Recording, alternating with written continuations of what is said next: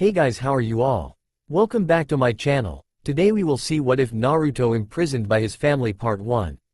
If you enjoy then please like, share and do comments. The village hidden in the leaves fell silent in the aftermath of its near destruction. Capable shinobi of all ranks worked diligently to put out the remaining flames and rush survivors to the hospital for treatment. Everyone working in silence, too shaken up to speak about the horror they had just witnessed. Too traumatized to even process what had actually happened. The Kyuubi, the strongest of the 9 Biju. The beast had appeared so suddenly. There was no time to prepare an adequate defense against such a threat. The monster tore through the village with ease. The shinobi did their best to save as many lives as possible, but their task seemed pointless as the Kyuubi killed faster than they could save. The massacre was only stopped when Minato Namikaze, the 4th Hokage, used his famed Hiraishin to teleport himself and the beast outside of the village. It was there that he and his wife, Kushina Namikaze, were able to subdue the monster long enough for them to come to the decision of sealing the beast into their newborn children Mito and Menma. They both settled their resolve and were fully intent on giving their lives with the remaining chakra they had left to seal the monster away, but after a heartfelt speech from Minato's predecessor Hiruzen Sarutobi, they allowed him to perform the jutsu, giving his own life in return. They prayed he found his peace in the afterlife. Now, hours later, Minato waited outside of his wife's hospital room with his daughter in his hands. Looking down at the bundle, he grinned sadly at the red tufts of hair on her small head, imagining what she would look like in the future. Much like his wife, he presumed. Little Mito, he whispered gently. To his right, Tsunade Senju's apprentice, Shizune, cradled the other bundle. The child within sporting tufts of blonde as bright as his own. Each of them marred with 3 whisker-like marks on their cheeks, much like his first child, his 4-year-old son Naruto, whom was currently on his way from one of the civilian shelters. He was broken from his thoughts when the door creaked open. Tsunade walked out with an unreadable expression. Minato stood to his feet, fearing the worst. He pulled Mito closer to his chest as if to shield her from the news until he himself knew it first. "Tsunade-sama," he said urgently. Is she alright?" Calming him down, she took Mito from his arms. "Yes, she's fine. She'll need a few more days to recover than a normal pregnancy, of course, but she is fine." Immediately, Minato smiled and squeezed her shoulder gently as he passed, offering a quick thank you before rushing into his wife's room. Kushina was awake and staring at the ceiling. When she saw Minato, she nearly jumped up, inciting a squeak of pain in place of her planned stream of questions. Minato quickly rushed to her side, gently pushing her back down to her back whilst whispering, "Everything's fine," over and over to calm her worries. Ignoring her pain, she called out hollowly, "My babies," asking for her children. Tsunade and Shizune strolled in, rocking the 2 bundles all the way to their mother's bedside. They each placed the 2 into her waiting arms as she somehow had the strength to carry them both. Minato stood to her side, smiling at his children along with his wife. Tsunade and Shizune both smiled at the scene playing out before them, a picture-perfect family. Walking through the halls of the hospital, the 4-year-old Naruto clutched his stuffed bear to his chest. The Anbu behind him had a hand on his back, gently guiding him to his mother and father. He was quite worried as the last time he was in this place, his father's former student Obito Uchiha died.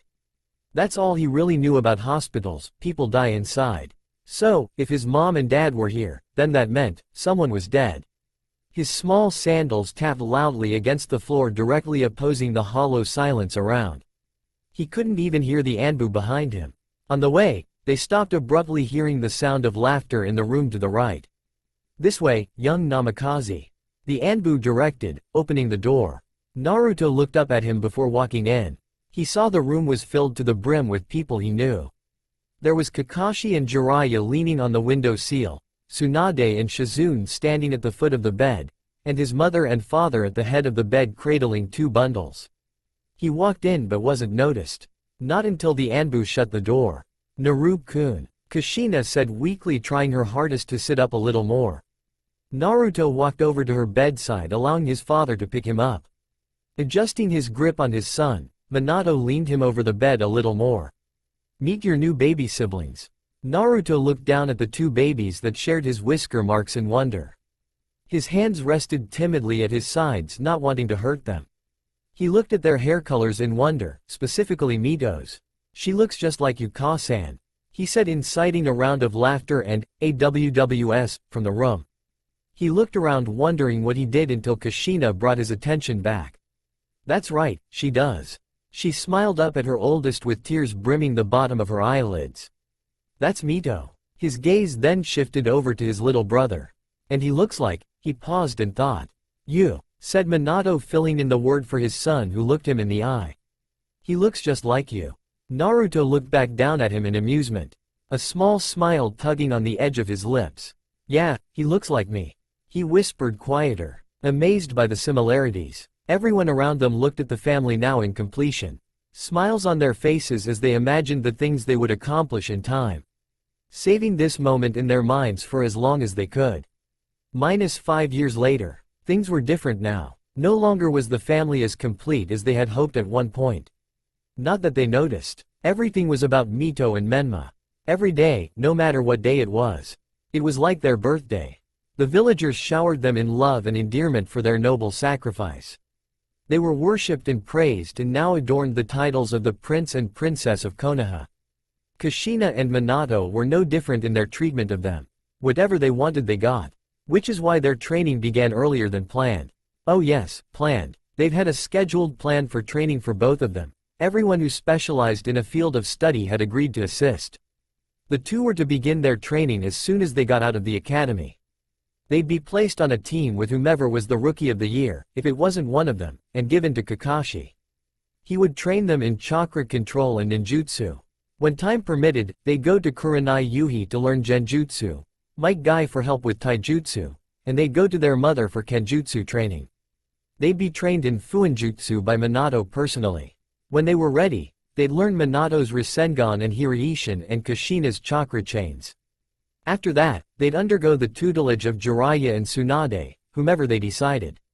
This was all to take place after their graduation from the academy, but after a few good hours of pleading their case with the help of their undeniable puppy dog eyes, Minato caved and they started early, 2 years ago actually.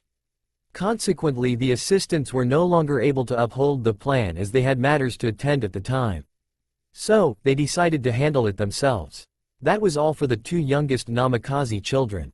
As for the oldest, well, it couldn't be called neglect exactly, but he wasn't much a part of the family training or any other activity they underwent. The last time he could remember doing anything with them was when he entered into the academy and his family had to attend as his father gave the opening speech for each new class. That was the last time he could remember any amount of attention on himself. The last time he had smiled sincerely. That day, it was as if his parents just assumed the academy would eat up most of his time. As if he was no longer in need of their assistance in any matter. He would have been upset had he not found a passion for reading. It was a simple pleasure that brought him peace in times of self-loathing. When he felt like he wasn't good enough to be in the family he was in. Or when he felt it would be better for them if he was no longer around. He'd read a book. Anything with words would interest him. He'd read anything that he could find, fiction, non-fiction, ninja scrolls, bingo books, history books, everything. It was an escape from the material world for him. He's lived 1,000 lives within his young mind. He's loved and hated and understood the meaning of both in various ways. In his readings, he's learned many things. He's learned various jutsu and techniques suitable for his level of understanding. His reading brought him to his own self-made taijutsu, which he has not named. After reading a book based on the various clans within Konoha, he found interest in the countless taijutsu customs of two of the greatest, the Uchiha and the Hyuga. The Uchiha's style consisted of blocking and countering an enemy's attacks. The Hyuga's famous gentle fist revolved around the use of their dojutsu, the Byakugan, to see the tenketsu of their opponents, using chakra to block them. Reading that got him interested in taijutsu altogether. What brought him to his own style was after he read through a medical book that he had, at one point, heard Tsunade call a doctor's Bible. He learned of various pressure points on the human form that could shut a person's body down with a few quick hits. Using that knowledge and the theory of the Uchiha and Hyuga fighting styles, he waited for a chance. Every day after the academy, he'd go to the training grounds and wait for this Uchiha kid to come train with his father, Shisui he believed. Then, he'd go to the Hyuga compound and stand on the building across the street watching, from a distance, the branch family running through their daily training routines. After trying whatever he saw, he was able to somewhat duplicate both of the styles, sloppily of course, but his taijutsu style was unorthodox and was supposed to look chaotic. Naruto's entry into the academy is what made his younger siblings want to begin their training early. Of course, caving, Minato decided it best he assist in their training personally and took a leave from office, placing his trusted friend and advisor Shikaku Nara in control of all matters not involving foreign threats while he worked diligently on training his children. He was in charge of everything including matters of the academy, domestic complaints, ninja ranking, and even Anbu missions. Minato had expressed he did not want to be bothered unless one of the other villages randomly sent a message declaring war. True to his claim, the Namikaze family essentially entered the seclusion of their own compound. The training schedule was so tight-knit it left absolutely no room for anything. Not even the esteemed Ichiraku's ramen they were all so fond of. The Namikaze family wouldn't be seen for a long while. In the academy, a test is given to the first-year students to see who of the bunch is suitable enough for an early promotion. The test is administered 2 weeks after the start of the academy and the results are sent directly to the Hokage for his decision. The written test covers topics taught in the 3rd year and even a few questions designed to see how they work under pressure. Questions they couldn't possibly begin to understand. Not since Kakashi Hitaki has there been a student able to jump to the 3rd year. 2 years ago there were two, Naruto Namikaze and Itachi Uchiha. The 2 young geniuses were placed in the same 3rd year class under the watchful eye of the very confused Iruka Imuno. Confused as the 2 9-year-olds excelled at everything he put in front of them. Halfway through the year, he went to Shikaku requesting they be given the test early. Shikaku at first was surprised but accepted regardless. The two took the test designed to weed out the weak links and passed flawlessly. Shikaku was of course impressed and even thought of congratulating the 4th on such a prodigal son, but could never find the time. He placed the 2 on a standby support team as he still feared they were too young to do actual missions. They were under the guidance of a former Anbu agent named Kaijo. He trained the 2 as he had once trained his fellow agents, pushing them to their limits each day as they awaited a mission. After the first week, he witnessed their talent in the arts and requested they become an active assault team instead of support. But Shikaku refused as he was still timid about putting the 2 on the field so early, they were only 9. Wanting a second opinion, he went to the Namikaze compound in search of Minato. He caught them in the middle of training. It must have been a frustrating evening as Minato seemed quite stressed. Seeing Shikaku, he immediately asked if another nation was attacking. Shikaku said that wasn't the case, which seemed to tick him off more as he angrily barked out tips to his children as they engaged in a taijutsu match. Shikaku was no longer able to get a word out as Minato turned to him, calming down a bit. "Look, whatever it is then, just handle it please. As you can see, this really isn't a good time." Before he could argue, Minato already left his side. Now, with the decision left to him, he decided to trust his gut and keep the team just a support team for the time being. A few days later, a seasoned genin team requested backup while on a C-ranked mission that apparently turned B due to an attack from a few low-ranking rogue ninja. Figuring it would be an opportunity to test their skills in the field, Shikaku sent Naruto's team. With Kaijo, he figured they'd be able to handle it. When they returned, he was shocked by the report. Naruto and Itachi seemed to have been the biggest hitters among the group as the 2 took down an A-rank rogue on their own after being separated from the others. In a joint effort, the 2 worked the man down until they were able to get a killing blow on the man. Their first kill. After consoling from his mother and father, Itachi was fine the next day. Naruto on the other hand had to deal with it on his own, but he handled it nonetheless thanks to his books. At that point, the 2 9-year-olds of Team Kaijo became true ninja. Their training surpassed even their own expectations. Itachi leapt through every technique within his father's study, learning old taijutsu techniques, every fire-based ninjutsu, and a few techniques left behind by the clan founder Madara Uchiha. He became one of the best Uchiha and he was only 9. Naruto too fished through his old man's stash and read up on techniques. He learned everything written on the pages in his father's study. Every fuinjutsu note, every taijutsu technique, every ninjutsu theory, even his father's main techniques were Sengon and Hiraishin. All of those techniques were now within his back pocket. After 2 more successful support missions and a heap of backing from the other senseis, Team Kaijo became a full-fledged assault team. They worked diligently for a year, racking up mission after mission, not a single failure to their record. In some of their more strange missions, they even saved princesses and killed tyrants. All in all, throughout the nations, they made a name for themselves. Word was passed around the Uchiha clan of Itachi's success within a year, and he was praised throughout the village. Naruto, however, flew under the radar. No one really praised him inside the village. There were a few minor villages that held him in high regards though, so he didn't mind. From the way Itachi despised it, he figured he wouldn't enjoy it much anyways. Now, 10 years old, Naruto had decided to move out of his parents' home as he felt bad he was taking up space and using their utilities without helping pay. He had found a small apartment in the crummy side of Konoha that he could afford, but figured he wouldn't be there often anyways. He and Itachi became the best of friends over the years. They did everything together. Naruto would even help him train Sasuke every now and then. They both excelled because of the other. Neither of them were willing to be outdone by the other, so they pushed harder and harder, trying to gain the upper hand. A healthy rivalry built on friendship. They fought constantly whenever they had the chance, always testing the other's skill to gauge their own progress. Their greatest match was later on that year during the Chunin exams held in Kumo. They faced each other in the final round and fought each other to a standstill. The battle was the most magnificent spectacle the non-shinobi viewers had ever seen. The battle of the Uchiha prodigy and the son of the Yellow Flash was a sight to see. They held nothing back and attacked each other with the intent to kill, as they knew the other expected nothing less. It was there which Naruto brought to light his father's technique, Hiraishin, for the first time, as well as a technique of his own creation. The perfect clone, as he called it. It was a clone that, with the help of Fuinjutsu, was actually brought to life.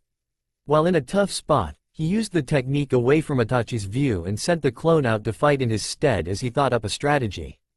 The only issue with the technique is that, much like water clones, it only holds a portion of the original's ability. It is also aware it's a clone, so it has no adrenaline when in danger. Itachi had no idea, as it even fooled his fully matured Sharingan. So, he continued to fight with the same intensity he had been and unleashed a technique he intended to use as a distraction. Although a powerful attack with the main purpose of killing, he was sure Naruto would find his way out, but to his horror, he did not. All he saw was his best friend's body hit the ground, burnt to a crisp. His heart sank as the entire stadium fell silent, believing the match to be over. The proctor dropping down to the arena to check on the body made it that much more real. He looked up to the cage box which held only the raikage and case cage and gave a shake of the head. Everyone knew the implication of such a gesture and remained silent. Itachi's eyes burned as his heart sank. He dropped to his knees, staring at the ground, wondering what he had just done. He was praying to whatever god was up there that it wasn't real. His mind didn't register how much clearer the world seemed to him, or the fact that his eyes were still burning. He just couldn't think. He was brought back to reality with the popping of a clone. Looking up, he saw the proctor looking down at the spot Naruto's body had been in wonder. Itachi felt the ground beneath him rumble. He jumped back, narrowly avoiding the hands that popped out trying to clamp down on his ankles. The proctor jumped back up, seeing the match was not yet over. The crowd went wild seeing the Namikaze was still alive. It was truly the greatest match in the history of the Chunin exams. Two boys, no older than the second-year students at the academy, displayed abilities on par with that of legends. The fact that they were both from Konoha stirred up a heap of commotion among the other nations. If Konoha was breeding monsters such as these, they questioned any sort of attack against them would be beneficial. When they returned to the village, the two boys were immediately granted the rank of Chunin and shortly after were approached by the Anbu captain, Kenji Horo. Captain Horo explained his interest in them joining his force even at their ripe age of 11. He went on to describe the training they would receive in stealth, which is one thing they lacked. They'd have to pass the Jonin exam first, which they would not be eligible to take for the next 2 months, but they accepted nevertheless. Of course, in normal circumstances, rank didn't matter much when making the selection, but Captain Horo figured Shikaku would be more inclined to accept the request if the two were able to prove they were on par with the higher-ups of the village. When they achieved the rank of Jonin with ease, Captain Horo brought the matter to Shikaku Nara, who was still a bit timid to allow it, but Itachi and Naruto expressed their want for such an opportunity, so he allowed it on the parameters that they were not able to take on solo missions until they turned 12. Horo agreed and they were admitted for the Anbu exams. 3 weeks later, they were members of the prestigious Anbu Black Ops. They were placed on a team with 2 other agents, Yugo Azuki and Hayate Gecko, the captain. Through them, they learned Kenjutsu, and Naruto of course found a way to perfect the style shown to him thanks to a samurai book he had once read. Their team underwent multiple Anbu missions involving various instructions. The 2 11-year-olds were thrusted into a world of bloodshed and hatred. And only one of them had the support needed to handle such a life. 2 months later. It's been a month since Naruto Namikaze's 12th birthday, not that anyone aside for his teammates knew that. He got a few things from each of them, a new jacket from Yugo, an all-black sword from Hayate, and a new book from Itachi. And he even got a cake and congratulations from the Uchiha clan as a whole, which he was very grateful for. Since that day, he has been undergoing solo missions like a madman. He took 2 every week the first month and even went for 3 if his time allowed it. With the pay he received, he upgraded to a nicer apartment in the wealthier side of Konoha. It was a fully furnished condo fit with everything he needed. 2 bedrooms, a bathroom with actual hot water. His old place didn't have that, so that was a big plus. Then, there was his study. It was like a mini library with books stacked from the floor to the ceiling with barely enough room to walk. He was dressed in his street clothes, which consisted of a plain black t-shirt, black baggy Anbu-style pants, black ninja sandals and black wrap around his mid-calf. Over that, he wore the hoodless white jacket Yugo had gotten him with the Namikaze symbol proudly displayed on his back, and he left the front unzipped. The jacket went down to the bottom of his back and was long-sleeved. Like young Minato's, his headband hung loosely around his neck. Walking to his mirror, he looked at himself. His hair was as shaggy as it usually is except for the right side of his head, which was shaven down for some reason. A while back in training, he narrowly dodged one of Itachi's kunai, but it nicked the side of his head deep enough for him to need stitches. His hair just never fully grew back. Because of it, it looked as if it slouched over towards the left. His face had shed itself of its rounded shape and instead resembled his father more than ever. His eyes had heavy bags beneath them, as it had been a few days since he had last slept. With a yawn, he stepped out of his bathroom and headed for the front door, ready to start the day. Red hair strewn across her bed, drool slipping out the side of her face, and a screeching sound from her nightstand. Mito's eyes creaked open slowly. Her bright blue eyes wincing at the sun in her face. Ugh! She groaned, sitting up in her bed, stretching out her sore body. Today was going to be great. She just knew it. This was the first birthday they were going to be celebrating since they started training. Before, there was just no time for it. The most they got was 1 gift each year from their parents. Today would be different. Her door swung open with her brother charging in. "Mito," he yelled. "Hurry up and get up." Ka-san said, "Come downstairs." She rolled her eyes, throwing a pillow at him for being so loud. "I'm up, you idiot." Menma snatched it out of the air and threw it back. "Looks like you're laying down, you dummy," he said, jogging out and down the hall. Mito just shook her head as she rubbed the sleep from her eyes, still trying to find her bearings. When she finally did, she rolled out of bed and headed downstairs. Rounding the corner from the living room, she was greeted to the expected big breakfast with the entire family in attendance.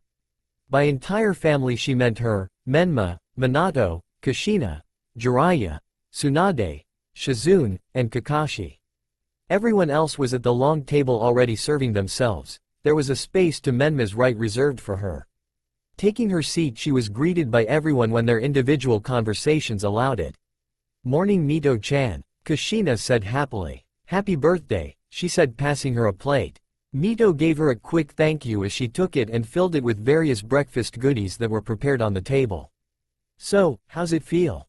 Minato asked, taking a sip of his juice. "Ya no, being 8 years old at last?" Mito gave him a bashful smile, shrugging her shoulder in reply.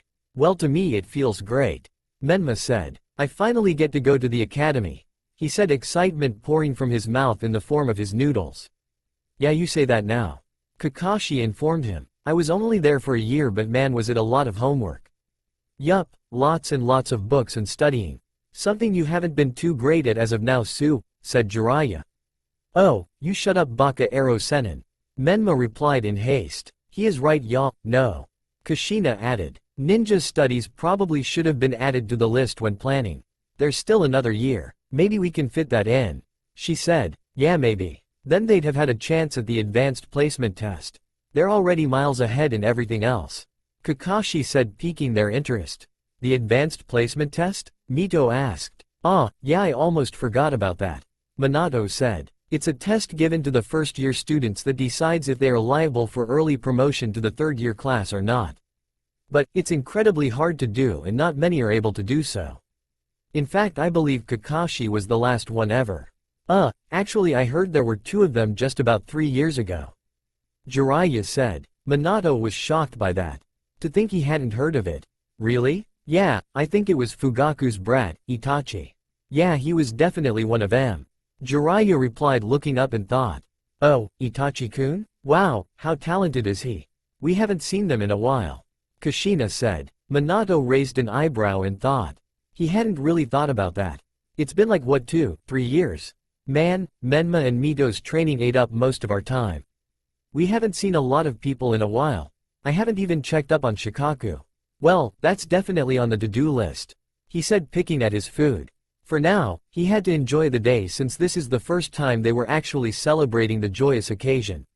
Regardless, I think we'll hold off on the academics and all that. I want you guys to learn with your friends. I don't want you rushing out of your childhood so fast, lest you'll end up like Kakashi. She said, inciting a round of laughter from the table at the man's misfortune. The table then broke up into their own individual conversation with Mito and Menma discussing who they wanted to invite to the party later on. Tsunade and Jiraiya were reminiscing old times. Kakashi and Shizune were just discussing previous missions they've been on, and Kushina was watching Minato in wonder. He seemed troubled. Reaching over, she put her hand on his forearm, rubbing her thumb across his skin. You okay? She asked sincerely. Snapping out of his daze, he smiled back to her. Yeah, I'm great. Just thinking is all. He said, we've got to get back in the swing of things within the village. He said, confusing her. What do you mean? Well, we've been here at the house since we began their training.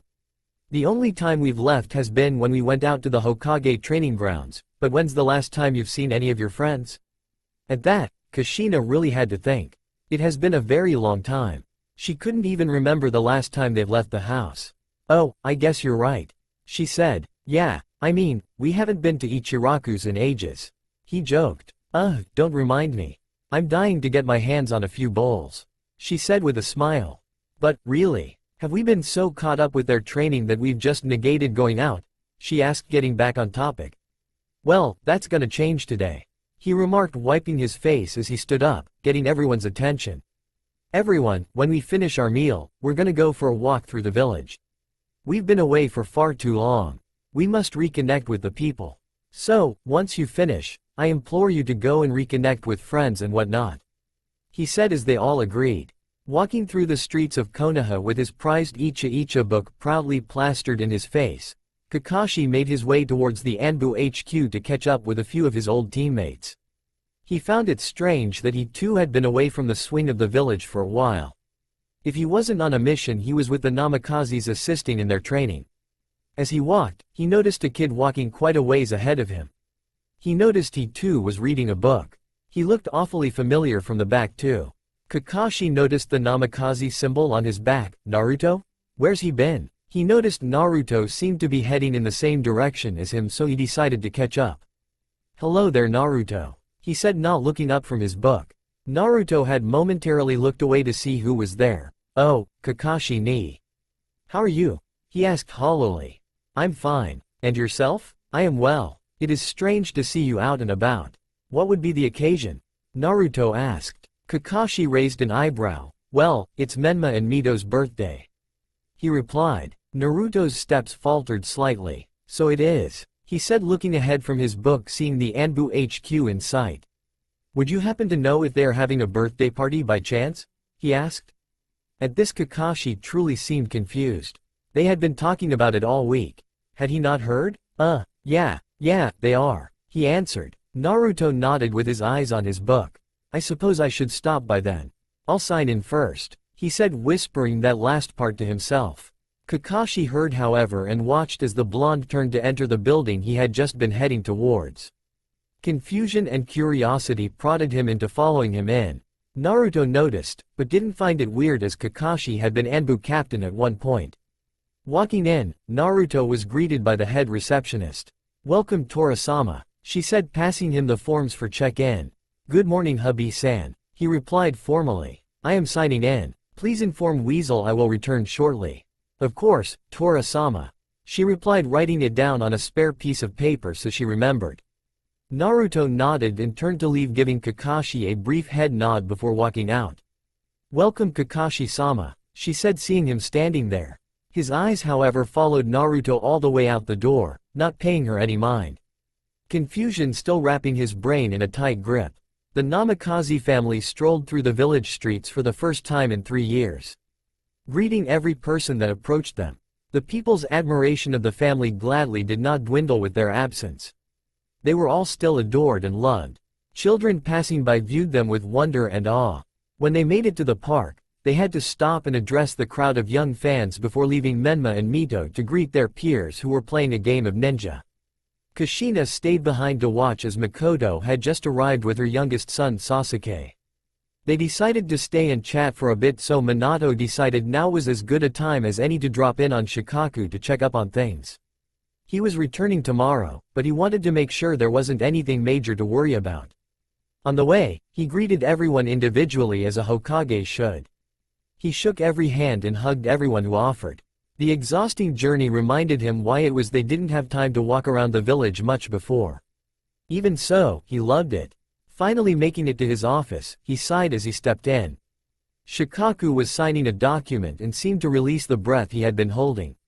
"Oh man, finally. I thought I was gonna be doing this forever," he said, sitting back in the chair with a sigh. Minato chuckled at the lazy man. "Yeah, sorry. Not back yet. You've got one more day of it all. I just came by to check up on things." Shikaku looked at him in thought. A perplexing look on his face that didn't fully believe him.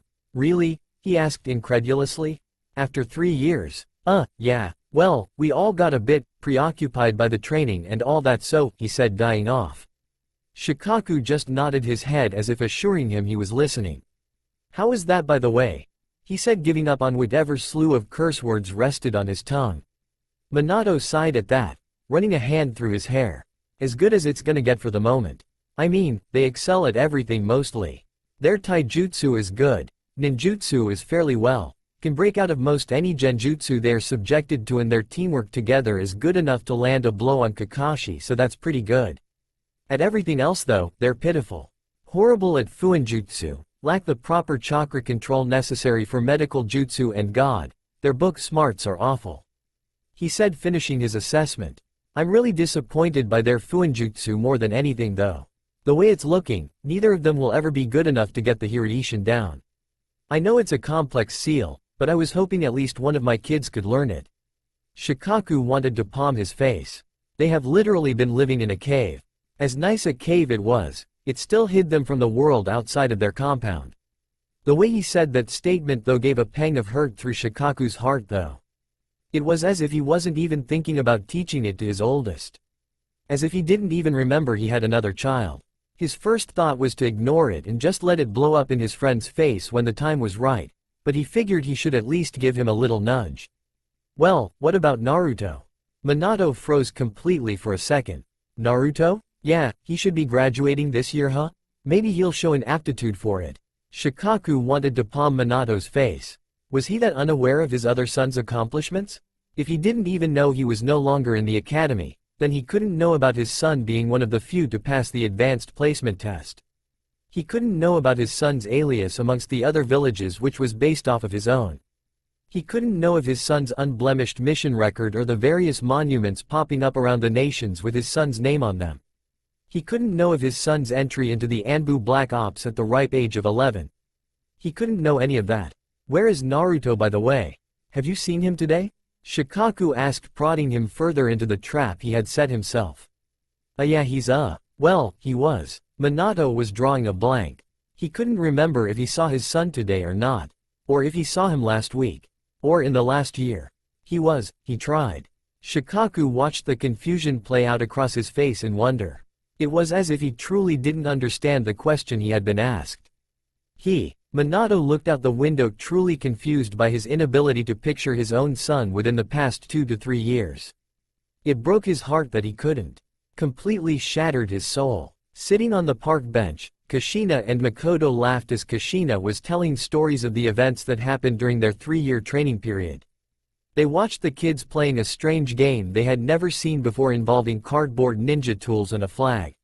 It was apparent to Makoto that Menma and Mito were well trained by the advanced tactics they were using, but she was filled with pride as she watched Sasuke, on the opposing team, holding his own. Kushina noticed as well. "I see Sasuke has a bit of training as well, huh?" she inquired. "Ah, well, that's all his brother. Always wanting to imitate him and whatnot," she said with a grin, watching him run around and laugh with the others. Kushina smiled and nodded, understanding completely. "How's Itachi doing anyways?" she asked. "I heard he was one of the boys able to pass the advanced placement exam, huh?" Makoto looked at her in confusion as she said it as if she didn't know already.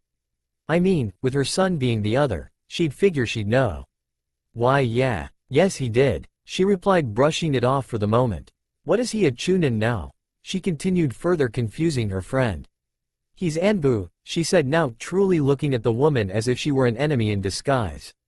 Kushina didn't notice the gaze as her eyes were still on the children. "Anbu? Wow, that's amazing," she said lowly. Makoto kept her gaze on Kushina, wondering what it was that seemed so wrong. It was like, she had no idea her own son was the other boy whom rose through the ranks alongside Itachi. They're only 12 years old and they're already Anbu agents. Surely Naruto would have told her. Through their conversations, Makoto knew they weren't exactly close, but still. When Itachi returned home with the news of his acceptance into Anbu, Fugaku and she threw a party for him. The entire clan was in attendance to witness the great feat. Yet, it didn't seem as if Naruto had told her anything. Deciding to test her theory, she adjusted her positioning on the seat so that she was looking more towards Kushina than the kids in the playground. "Hey, Kushi," she called out. Kushina tore her smiling gaze away from the children at play and looked to her friend, who seemed to have something to say. "I was wondering, how is Naruto doing?" For a second, a look of confusion crossed her face hearing the name. Then a mix of many more. Walking down the street in thought, Naruto searched for his family. He had gone to the compound after signing in, but they were nowhere to be found. He searched for a bit until he decided to head back to HQ. On the way, he ran into Itachi, which the two boys then decided to continue the search as they now had a better chance. "So, now that they are 8, I assume they will be entering the academy along with Sasuke and the other clan children next year?" Itachi asked as he walked along the path with his best friend, who still had his nose buried into his new book. "Yeah, I suppose so," Naruto replied casually. "Is there a reason they ended their training a year before they head for the academy?" he asked. Naruto brought the book down in thought. "I believe they said so they have a little time to be kids again before shinobi duties become a reality." Nodding in understanding, he continued. "Since their training is over, that would mean Hokage-sama will be retaking office sometime soon," he said, receiving nothing more than a from the blonde. "Does he know of your rank?" At this he pulled the book down away from his face. "I am not sure. I would assume not, as they have not left the compound in such a long time," he replied. "What about Kakashi-san? He has taken missions outside of the village a few times since our foreign exploits." He possibly could have told him, Itachi suggested. Naruto nodded. "Indeed. However, he seemed surprised when I signed in today. I am sure he was unaware of my status within in the Anbu Black Ops," he said. Itachi nodded again. "What of Jiraiya-sama? I'm sure his spy networks have been buzzing with your name." "Possibly. However, I do believe I overheard Shikaku-sama explaining in frustration to someone that having both Jiraiya-sama and Tsunade-sama on leave as well was in a way crippling Konoha's defense," he said, still reading. "If that is to mean he has not been out of the village, receiving the information from his contacts would have been relatively impossible, as Konoha accepts no foreign carrier birds unless marked by the other cage themselves," he explained. "So, Hokage-sama has no idea his neglected son is an actual prodigy?" he asked in a joking manner. Naruto snickered. "I'm not a prodigy. And I was not neglected. My parents took the steps necessary to ensure that my younger siblings were well taken care of. If I had to be set to the side for the time being, then so be it. He explained. Itachi sported a small grin. You are humble. That is good. But, if you were not neglected, then who taught you everything you know? He asked. Naruto thought about it for only a second. Everyone has, he said looking at the ravenette. Through the books they have written or left about, I have learned everything I've needed to know to become an adequate ninja on the battlefield. From Jiraiya's book The Tale of a Gutsy Ninja, I've learned to remain true to myself and to the people I love. From my father's notes, I have learned Fuinjutsu to a high enough degree that I am able to perform his signature jutsu, the Hiraishin. Itachi stared ahead in complete amazement at the love his friend held for those around him even when they didn't deserve it. And it is thanks to my mother's spare key that I had access to the Namikaze library. She gave it to me on my 6th birthday. I've learned to always look underneath the underneath, from watching Kakashi ni spar with Might Guy-san. I've learned a decent level of medical jutsu from the book Tsunade left at my house, and I've learned of the Uzumaki clan and some of their sealing techniques because of the books brought from my mother's homeland. He finished with a soft smile as he stared ahead. Everyone in my life has done more than I could have asked for. He said, if I must endure a few years of lonesomeness, then I will do so while carrying my family name with pride. Itachi looked at the blonde teen with a shake of his head. There is no man more noble than you, Naruto. Nobility is a trait we all share. As human beings, compassion shapes our existence. Sadly, so does malice. When we find ourselves, we find which of these traits suits us best. He said in a poetic way that Itachi found to be completely true. He smiled at him before looking up at the sky. Are you still looking? Itachi asked. The sounds of the street in the nearby park seemed much more noticeable as he found himself in a moment of profound amusement with the world around him. Are you? He asked him looking away from his book. Itachi smiled a bit, perking his lips to give a reply until they tightened when they both felt a buildup of chakra. As Anbu of Konoha, they were obligated to handle any disturbance within their path involving ninja. They shunned to the disturbance, cutting off both of the attacks before they collided. To their surprise and amusement, they were holding onto their own respective brothers. The Rasengan in Menma's hand died out as he peered up into eyes he has not seen in a very long time now that he thought about it. Sasuke allowed the ball of fire within his own hand to die out as Itachi gave him a knowing look before poking his forehead with his middle and index fingers. Naruto ni? Menma asked, clearly surprised by the sudden entry. Kushina and Makoto came jogging up, stopping a ways away seeing it was handled. Uto, Naruto said with a grin. Picking fights on your birthday? He asked, letting his wrist go. Naruto. Kushina yelled a bit louder than she meant to.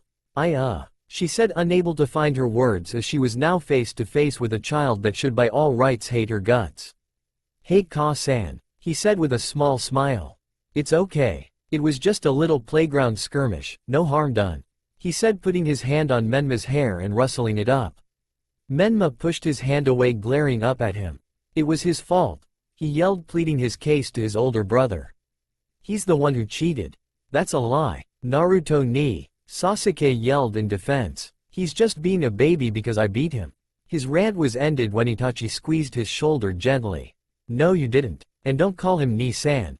Menma yelled in reply. Naruto chuckled at the little verbal spout and rubbed Menma's head. It's fine Uto. We win some, we lose some. As ninja we're expected to cheat. Had it been a fight you'd have lost regardless. Menma listened in, finding truth to his brother's words as he at one point heard his dad say something similar. Naruto, seeing his downtrodden expression, leaned down closer so that he could whisper in his ear. But, had it been a real fight, I'm sure you would have won hands down. Menma's face lit up with a smile as he turned to his brother who had his fist out towards him. Understanding the gesture, he fist bumped his brother and looked over to Sasuke, who was also receiving some form of praise as he and Itachi high-fived. When they caught eyes, they both grinned and took off back to the playground where everyone else was watching the spectacle. Naruto looked over at Itachi, already figuring he had said something along the same lines. Oh Itachi, lying to your little brother? He asked jokingly. Not one bit, he said with a smile. You know, you helped train him. Their conversation ended when they walked over to their mothers. Good evening Ka-san, Namikaze-sama. He greeted. Hey Itachi-kun, Naruto-kun, Makoto replied. Kushina just gave a quick nod with a strange expression on her face. Hello Makoto-sama, Ka-san. Naruto said, waving his hand at the two women. So, Makoto said with a sigh. What happened with those two? Itachi and Naruto walked until they were on either side of their respective mothers, looking out to the children playing. Itachi answered her question. It would appear Sasuke used unfavorable tactics in their game to win. Makoto sighed again. That boy. He's just like his father. Can never admit when they've lost. She said, shaking her head. From there Makoto and Itachi got lost in their own conversation of who Sasuke was more alike. Kushina however had her perplexed expression directed at Naruto. In her musing earlier, she was sure she hadn't seen him in years. But, they lived in the same house. That's neglect. Hell, that's borderline child abuse.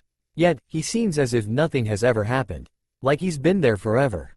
She watched him as he pulled out a little black book and began reading.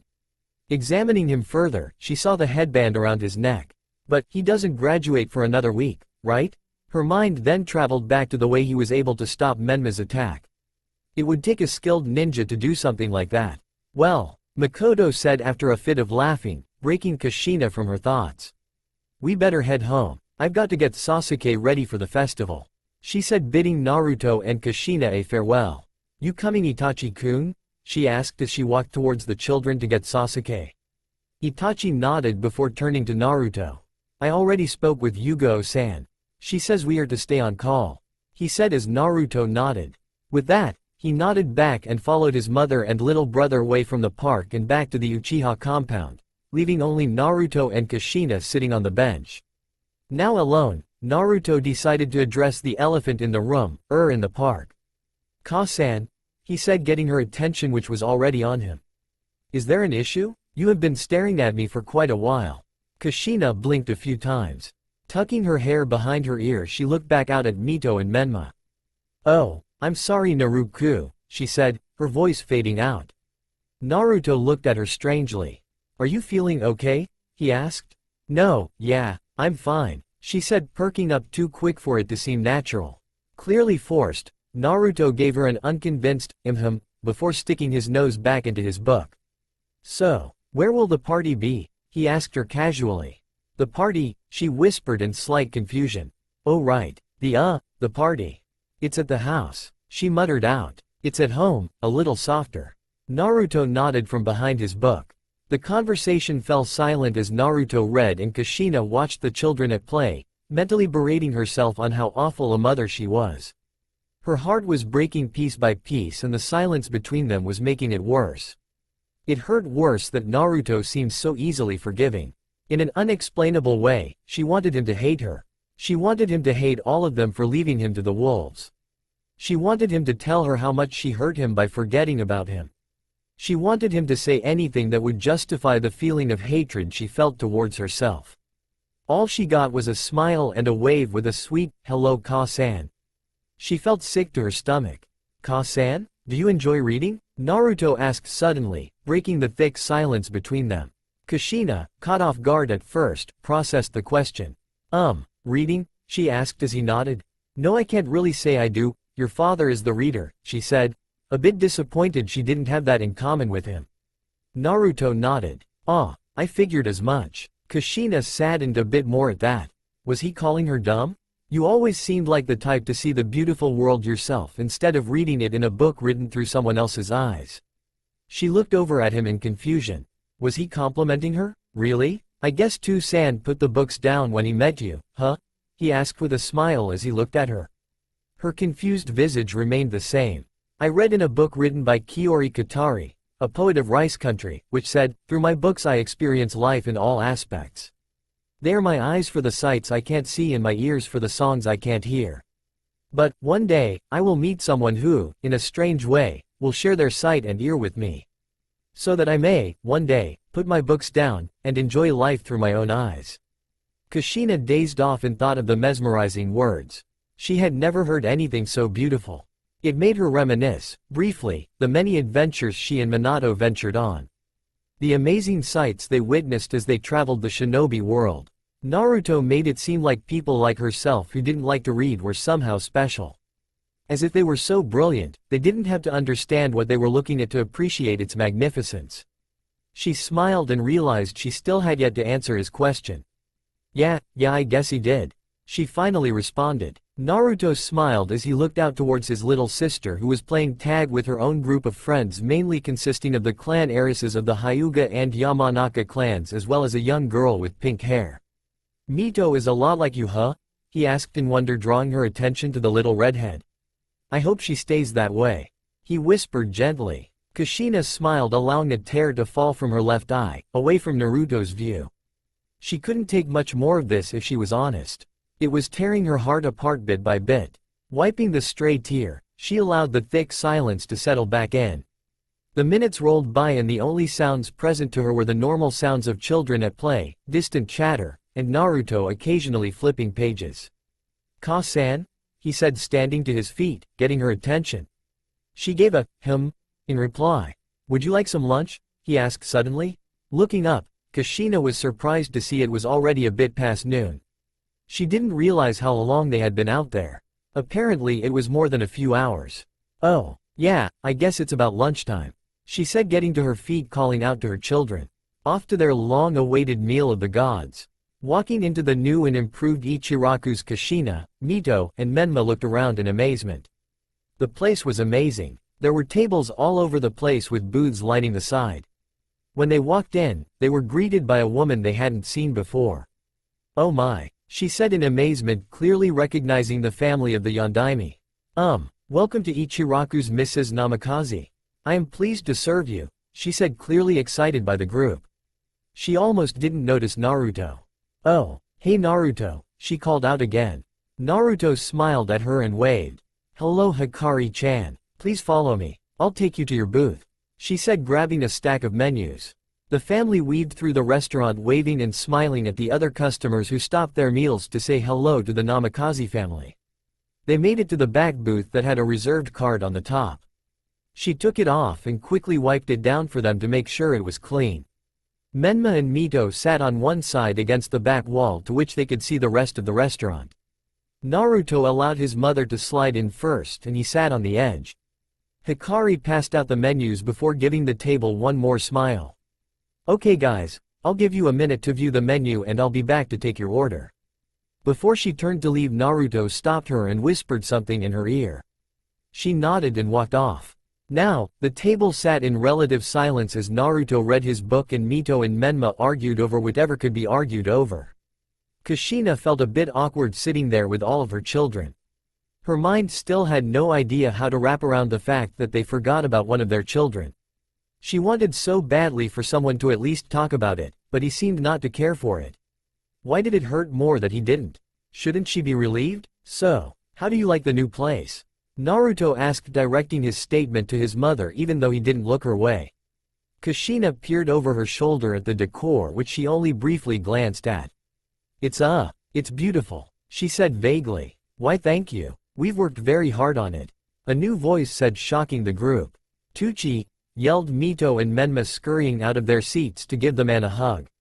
Ayame walking up right behind him. "Oh, I knew my favorite family hadn't forgotten about me," he said, scooping the kids up. Naruto scooted out, allowing Kushina to get up and greet them. "Hey Tucci," Kushina said with a smile, giving the man a hug. "Kushina," he replied, wrapping her up as well. "It's so good to see you." "It's great to see you too," she replied, hugging Ayame. While everyone retook their seats, Tucci and Ayame began to explain their improvements and the need for expansion. They rambled on for so long, Mito had to remind everyone what they had originally came there to do. "Right, the ramen," Tucci exclaimed. "Don't worry, I already know the order. It is the Namikaze special after all," he said as he and Ayame headed back to the kitchen to prepare the food. Again, the table fell somewhat silent as the kids found something new to argue about, as they always did. Kushina again fell back into her own mental state of depression over what she had done, and Naruto was stuck in his book as usual. Their attention was drawn to the front of the restaurant, however, as there was even more commotion than when they had entered. Whoever was coming in seemed to gain enough praise for a few of the patrons to stand and greet. Seeing who it was, Mito and Menma were the first to react with a simultaneous shout of, "Tusan!" Minato quickly greeted those around him as he followed the waitress to where his family was. His face was set in an indescribable expression. A mixture of worry, sorrow, sadness, anger, and grief, all barely masked by a smile. Once Naruto saw who it was, he smiled and turned back to his book. Kushina continued looking in desperation. She and Minato caught eyes as he came into view. Just by looking they could tell the other was thinking the same thing. All Minato saw was his wife. He didn't have time to examine the others at the table before walking up as his attention was continuously being drawn towards people welcoming him back. Arriving at the table in panic, "Kushina, we need to tea," he began until he finally noticed the subject of his worry. "Naruto?" He stood there shell-shocked for a moment as his two youngest crashed into his midsection together. He didn't know what to say. He was fearing the worst as they were in such a public area. The troubled expression on Kushina's face told him Naruto had already said a few things to her. No question he'd have more than a few for himself. "Hello to-san," Naruto said casually as the kids sat back down. Seeing there were no more seats, he quickly got to his feet. "Here, sit down," he said, gesturing towards the booth as he asked the table next to them if the empty chair was an extra. After confirming it was, he thanked them and set it at the open end. Minato looked around the table in confusion, mainly towards Kushina, who had his hand in a death-like grip beneath the table. Seeing the whole family was now together, Naruto thought it rude to have a book out, so he stashed it for the time being. Menma and Mito again, as always, began an argument that the others zoned out of. Minato and Kushina felt so tense and awkward that it would have been hard not to notice. Naruto of course saw it and wondered what the cause was. He tried to think up a conversation that families would have at a dinner table. In a few of the fictional books he read, the family dinners that described this type of silence always consisted of some dramatic incident weighing heavy on the minds of the characters. The silence would usually be broken by a joke. Thinking up something quick, he opened his mouth in an attempt to break the ice, but as soon as he did, Tucci and Ayame came to the rescue delivering the food. They had planned on the inhuman family devouring bowl after bowl, so they brought more than necessary, so each of them got one. After greeting Minato and bidding the family a good meal, he left them to their dinner. Menma and Mito tore into theirs with a vengeance, now making it a competition to see who could eat it fastest. Taking his jacket off and draping it over his chair, Naruto watched the spectacle in amusement before turning to his own bowl. He twiddled his chopsticks at the noodles, still uncomfortable with the silence that settled back in. Peering over, he saw his father doing the same as him and his mother staring at the Naruto fish cakes in her bowl with glossy eyes. Finally having enough of it, he cleared his throat. "So, will you be retaking office tomorrow?"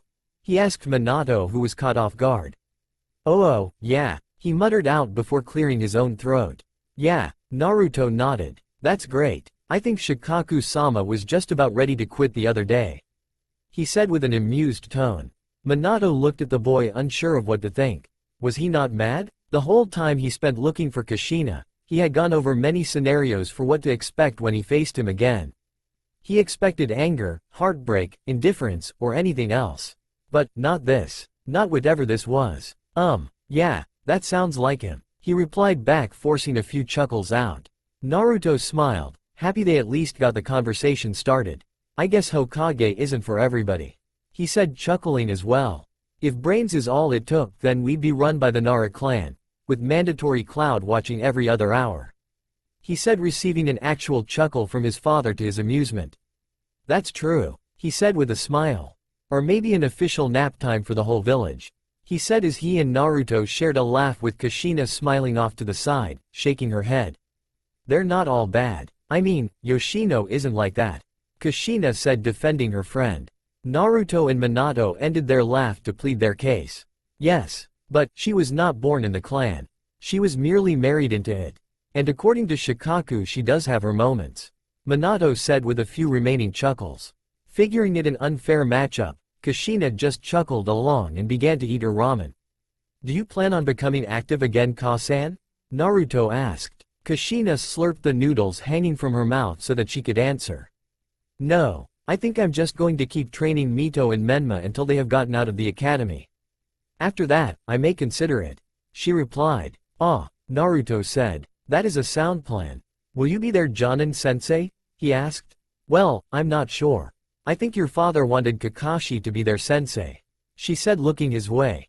Minato slurped the noodles in his mouth as well. That is the plan, he said, still chewing. I mean, if he still wants it, of course. Kakashi ni sounds like a swell idea, Naruto said. Before the conversation could continue, a very unexpected statement left the mouth of someone none of them expected. I thought you were dead. The table stopped everything and peered over at Mito in shock. Her eyes glued on Naruto. Mito, Kushina exclaimed. Why would you say that? She demanded. Mito looked back at her mother in confusion as she didn't understand why she was in trouble. What? We haven't seen him in years, she said, pointing out the concern Minato and Kushina had been dreading. Mito, that's, Minato said, trying to explain, choking on his own words. He looked to Kushina for assistance, but she didn't seem to have anything to say either. In an attempt to get something out, he muttered, we haven't seen a lot of people in years. Yeah, but, he's supposed to live with us, she replied in confusion. He doesn't come to breakfast or dinner or training or any of that. Minato and Kushina were at a loss of words as they didn't know what to say. To their glee, Naruto answered. Well, Imouto, you and Menma hold a very special power inside you. A power that you have to learn to control as soon as possible. He explained. You mean the Kyuubi? She asked. Naruto nodded. Yeah, the Kyuubi. Well, in order to gain control over it, it takes a lot of practice and training. That's why you guys have been on a very strict schedule. From the moment you guys woke up to the moment you went to sleep, you have had something to do, right? He asked, receiving a nod from the both of them. Well, you see me? I'm much too lazy to do what you guys do, he said, receiving looks of amusement from the two. You're lazy, Ni-san? Menma asked. Oh, the laziest. What you guys do is way too much. You must be superheroes or something, he said, receiving giggles from the two. Minato and Kushina watched the scene in wonder. There was a piece of them that felt guilty about what they did, but there was another that told them he understood. Now that Menma and Mito were at a decent enough level, they were both determined to train Naruto as well. Well, that's what they were hoping for. Mito, now comfortable with the explanation, was still hungry as Menma took the last bowl. Seeing Naruto barely ate his second one, she asked him for it. Ni-san, are you gonna eat that? Naruto shook his head with a smile as he passed it to her. In doing so, Menma's eyes lit up with shock and awe as Naruto's left sleeve raised up from extending his body and he could see his bare arm. You have a tattoo, he exclaimed. Minato and Kushina both stopped their eating, hearing the exclamation. In Konoha, it was illegal for shinobi to have tattoos. Well, there was one exception. Ah, yes I do, Naruto replied, rolling his sleeve up so they could see. Menma and Mito leaned in, poking at it as if it were something you could feel. What is it? Mito asked. It's my Anbu tattoo, he said, looking down at it as well. Both Minato and Kushina thought the same thing. Anbu. The Namikaze compound was bursting with excitement. Well, as much excitement as a kid's party could have. The massive property was filled with important people. Almost all of the clan heads and their children were in attendance, and even a few civilians who were glad their children had been invited by the birthday kids just a few hours ago at the festival. A joyous occasion it was. There was food being served, music being played, and plenty of kid-friendly activities taking place in the training area. The children were continuing their game from earlier in a boys versus girls match that would have been outmatched had it not been for Mito somehow being able to hold her own against both Menma and Sasuke. While that was going on, the adults remained inside, chatting with one another or spilling the latest gossip around the village. As comical as it is with the people they knew, there was plenty to talk about. For one, it seemed as though Kakashi was stuck to his remaining teammate like glue, with people speculating on their more than friendly relationship, Tsunade and Shizune leading the talk. Then there was Jiraiya, trying his best to talk up a few of the single civilian moms who were adamantly denying his requests. Most of the clan heads, including the Yamanaka, Akamichi, Aburame, Inazuka, and Hyuga clan heads, were discussing next year's academy class and the training they had done to prepare their children. In the kitchen, Kushina, Yoshino, Makoto, and Ayame prepared plates of food for the guests and made sure everything was ready for cake and ice cream for later on. Kushina was working like a mindless drone, not even paying attention to what her friends were saying. Her mind too focused on her forgotten son, as it had been since they parted ways after the Kyuubi festival. Still a painfully fresh realization, she just wanted this day to end. It seemed everlasting, as if Cammy wanted her to suffer as long as possible. That thought hurt as well. She couldn't even force a smile for her other children on their birthday. This really wasn't how she imagined this day going. It was supposed to be a day of relaxing and fun after the long period of stressful work they had put in over the 3 years. Stressful in the way that they really didn't make much progress. At the end of it all, Mito and Menma's skills were barely genin level at best. Of course that isn't too bad for kids not even in the academy yet, but even so. In the same period of time, one of her children excelled to the rank of Anbu. On his own, what did that say about their flawless training schedule? She still couldn't believe it. Any of it. Naruto had graduated the academy at the age of 9. He didn't even stay a full year. Then, he became Chunin at 10 and Anbu a few months later. It filled her with so many mixed emotions that she didn't know what it was she was supposed to feel. Was she supposed to feel happy for him, or sad he never told them? Prideful that her son was such a prodigy, or disappointed that he didn't need them?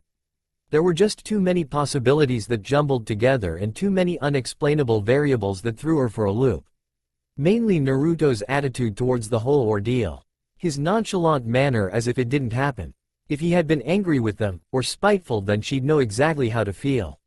She'd understand her feeling of self-hatred, but she didn't know how to feel about blatant disregard.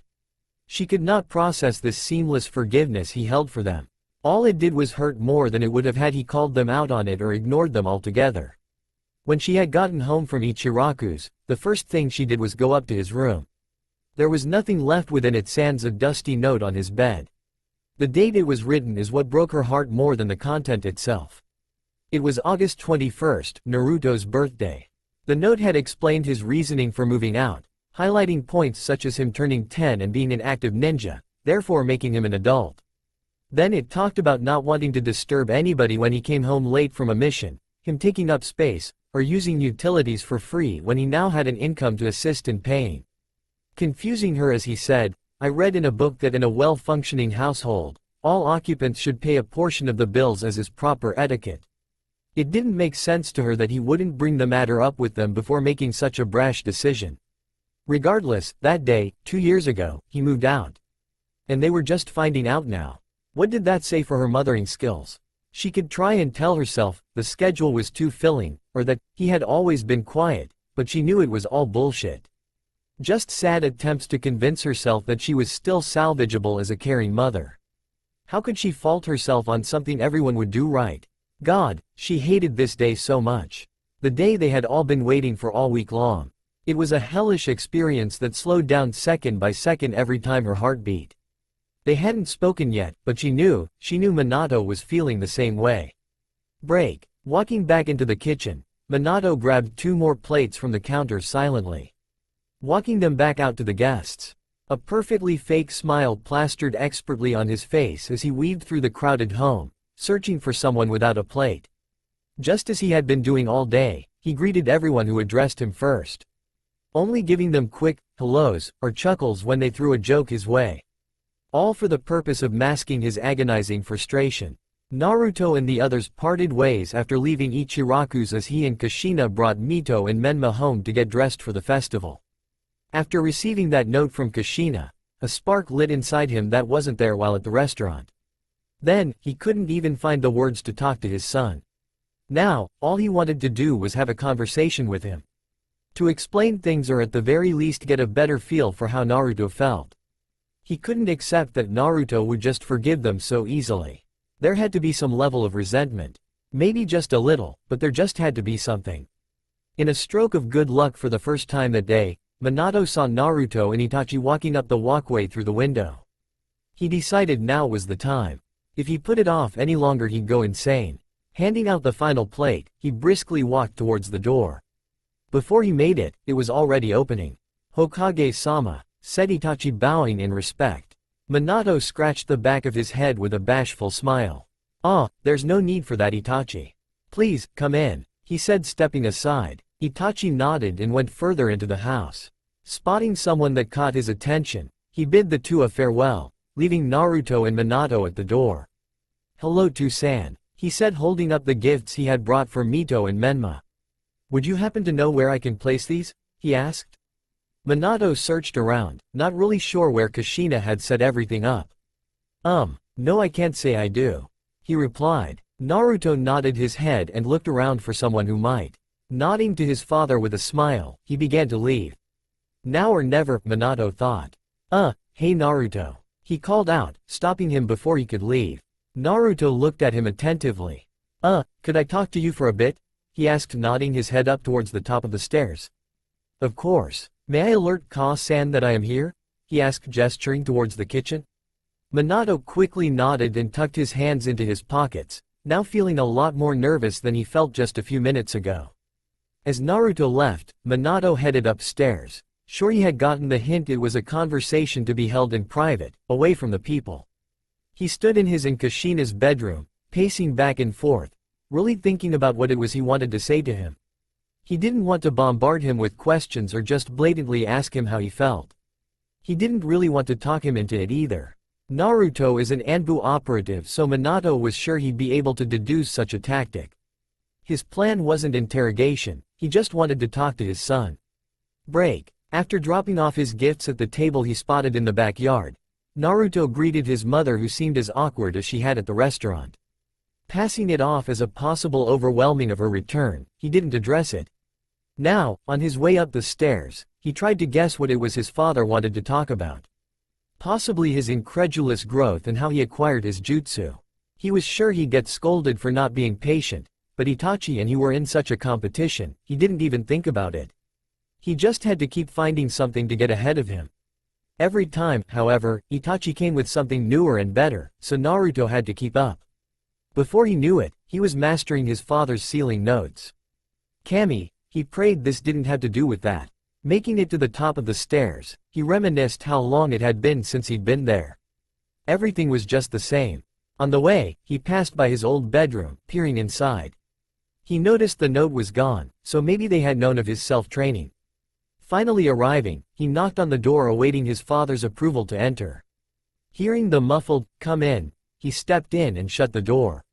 Minato was outside on the balcony, overlooking the children in the backyard. Naruto stepped up and stood next to him.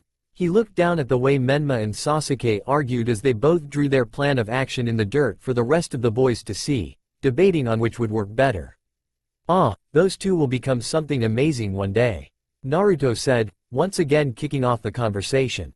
Minato didn't reply. He just continued to stare out at the group of kids, segregated by gender, plotting against the opposing side. There was a question resting on his tongue, but he couldn't ask it. He couldn't even speak. That's a lot how Itachi and I were. Naruto continued, trying to get the man to say anything. Minato only chuckled so lowly, it almost sounded like he just blew more air out of his nose than usual.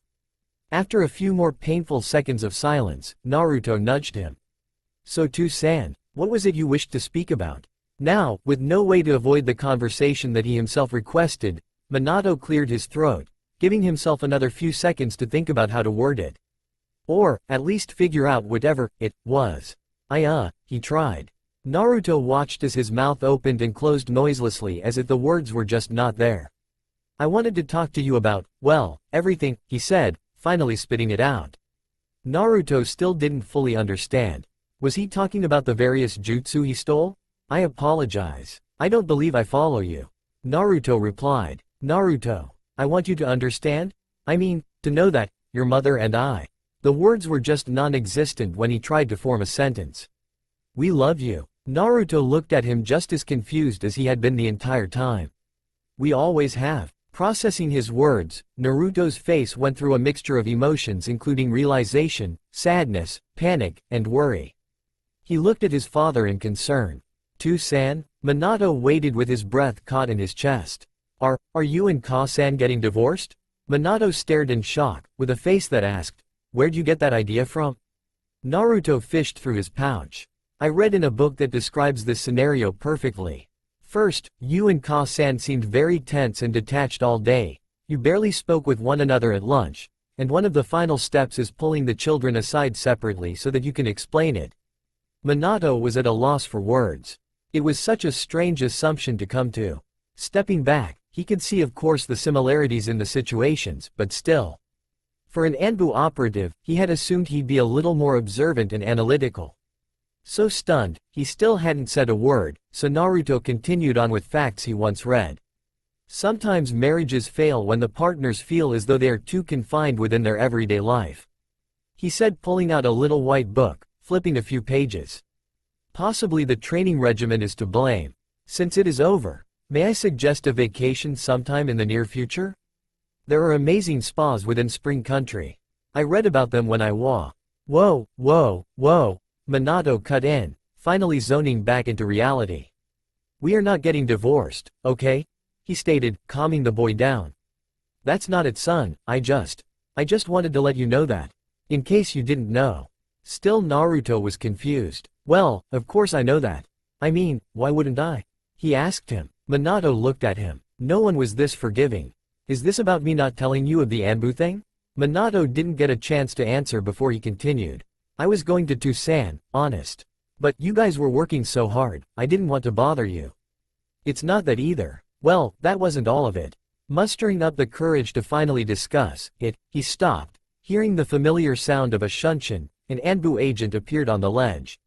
He climbed down and bowed in the presence of the Hokage, but addressed the one he was there to retrieve. Tora-san, a mission has appeared which requires your team's expertise. The man said, please gather Weasel-san and report to the Anbu HQ within 30 minutes. Ah, I understand, he said, nodding to the man. Once he shinned away, Naruto turned to Minato. Well, duty calls and whatnot, he said, stepping back inside. Some other time, Tucson. Oh, and let Mito and Menma know I was here. He called out over his shoulder. Damn it, Minato thought. He just missed his chance. Of course, he understood, though, being in the Anbu himself at one point. When they called, you went, no matter what you had to drop to do so. Next time he got the opportunity, he wasn't wasting it as he had just then. He'd be sure of it. Walking down the street, away from the Namikaze compound, Naruto continued to annoy his friend with false kissy noises, teasing him for his infatuation with a girl within his clan, Izumi Uchiha. Calming down from his previous streak of laughing, he nudged his arm with his elbow, seeing he was upset. Ah, come on, Itachi. I believe your infatuation with Izumi-san is something to be cherished. It is quite beautiful, actually, for those in our profession to find such a connection to someone who hasn't yet seen the things we have is fantastic. It shows that, despite the horrors we have experienced, there is still humanity within you. In the life of shinobi, maintaining one's humanity is something frowned upon when at war. But, to me, it mattered not. For, I was determined to be more than the kunai they told me I was. Yanyu-ju, the weapon I was. Naruto said, throwing out a quote from a book that he found suited the situation while citing the author and book verbally. Itachi snickered. You and these quotes. You've got one for everything, huh? He asked rhetorically as a way of shifting the conversation. Not quite, sometimes they just fit rather well. He said, scratching the back of his head, smiling in embarrassment. Itachi nodded. It would seem as though many of them do. Silence settled in after that while they walked through the streets of the village in the aftermath of the festival. Various pieces of trash from goodies and whatnot lay scattered around the streets. Vendors from out of the village packed up their stuff, ready to head back to wherever they had come. Nearly midnight, there weren't too many people out and about, as everyone left standing were adults who packed into the numerous bars around the village for some late-night drinking. As they walked, they were greeted by the few passing Uchiha patrols who nodded in their direction. All the while, Naruto stuck behind the book Itachi gave him, and Itachi gone within his own thoughts. Itachi, Naruto said, getting his attention. May I ask you what it is like? Itachi raised an eyebrow, unsure of what he meant. To be in love, he clarified. Itachi grunted, as is seemingly customary for his clan. And you'd assume I'd know? Well, of course you would. Naruto said. You are in love with Izumi-san, right? She is just a friend. Itachi replied. Naruto looked at him, confused by his denial. But, you show the signs of someone in love, he said, rummaging through his pouch, pulling out a scroll. He unrolled it and unsealed yet another book. Nakama Utsukiya, a marriage counselor of Spring Country, wrote a love novel in which the main character states, I know the signs of a man in love. You can't get all of your information from fictional writing. Itachi butted in, looking at the book he had in his hand. Naruto looked at him, still as confused as before. Why not? It is usually a good source for a different perspective on most topics.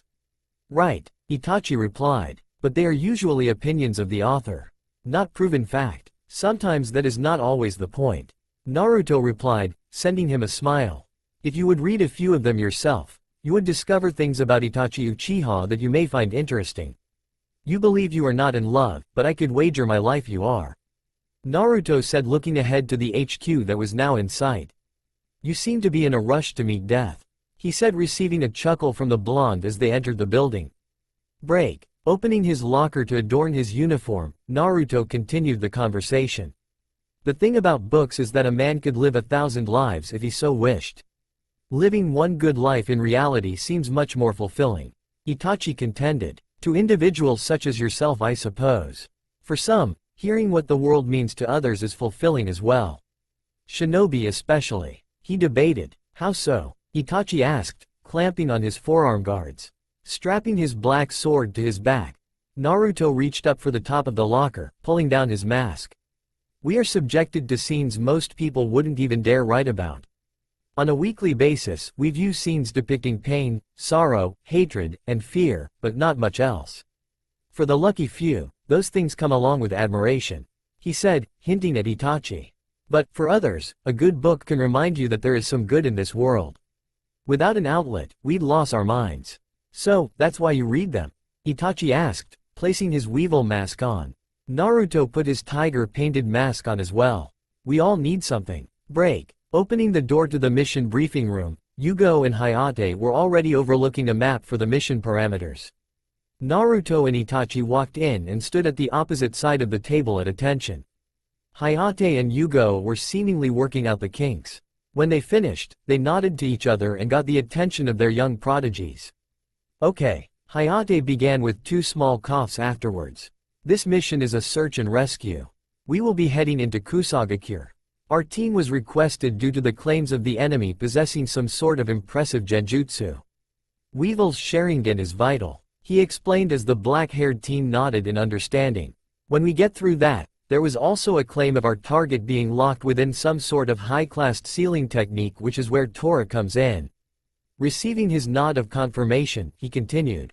Our target is the son of a rich merchant, Kaijo Nomo. Mr. Nomo received a letter a few weeks ago offering a trade of his own head for his son's life. Being the closest village, we were offered the mission with major payout.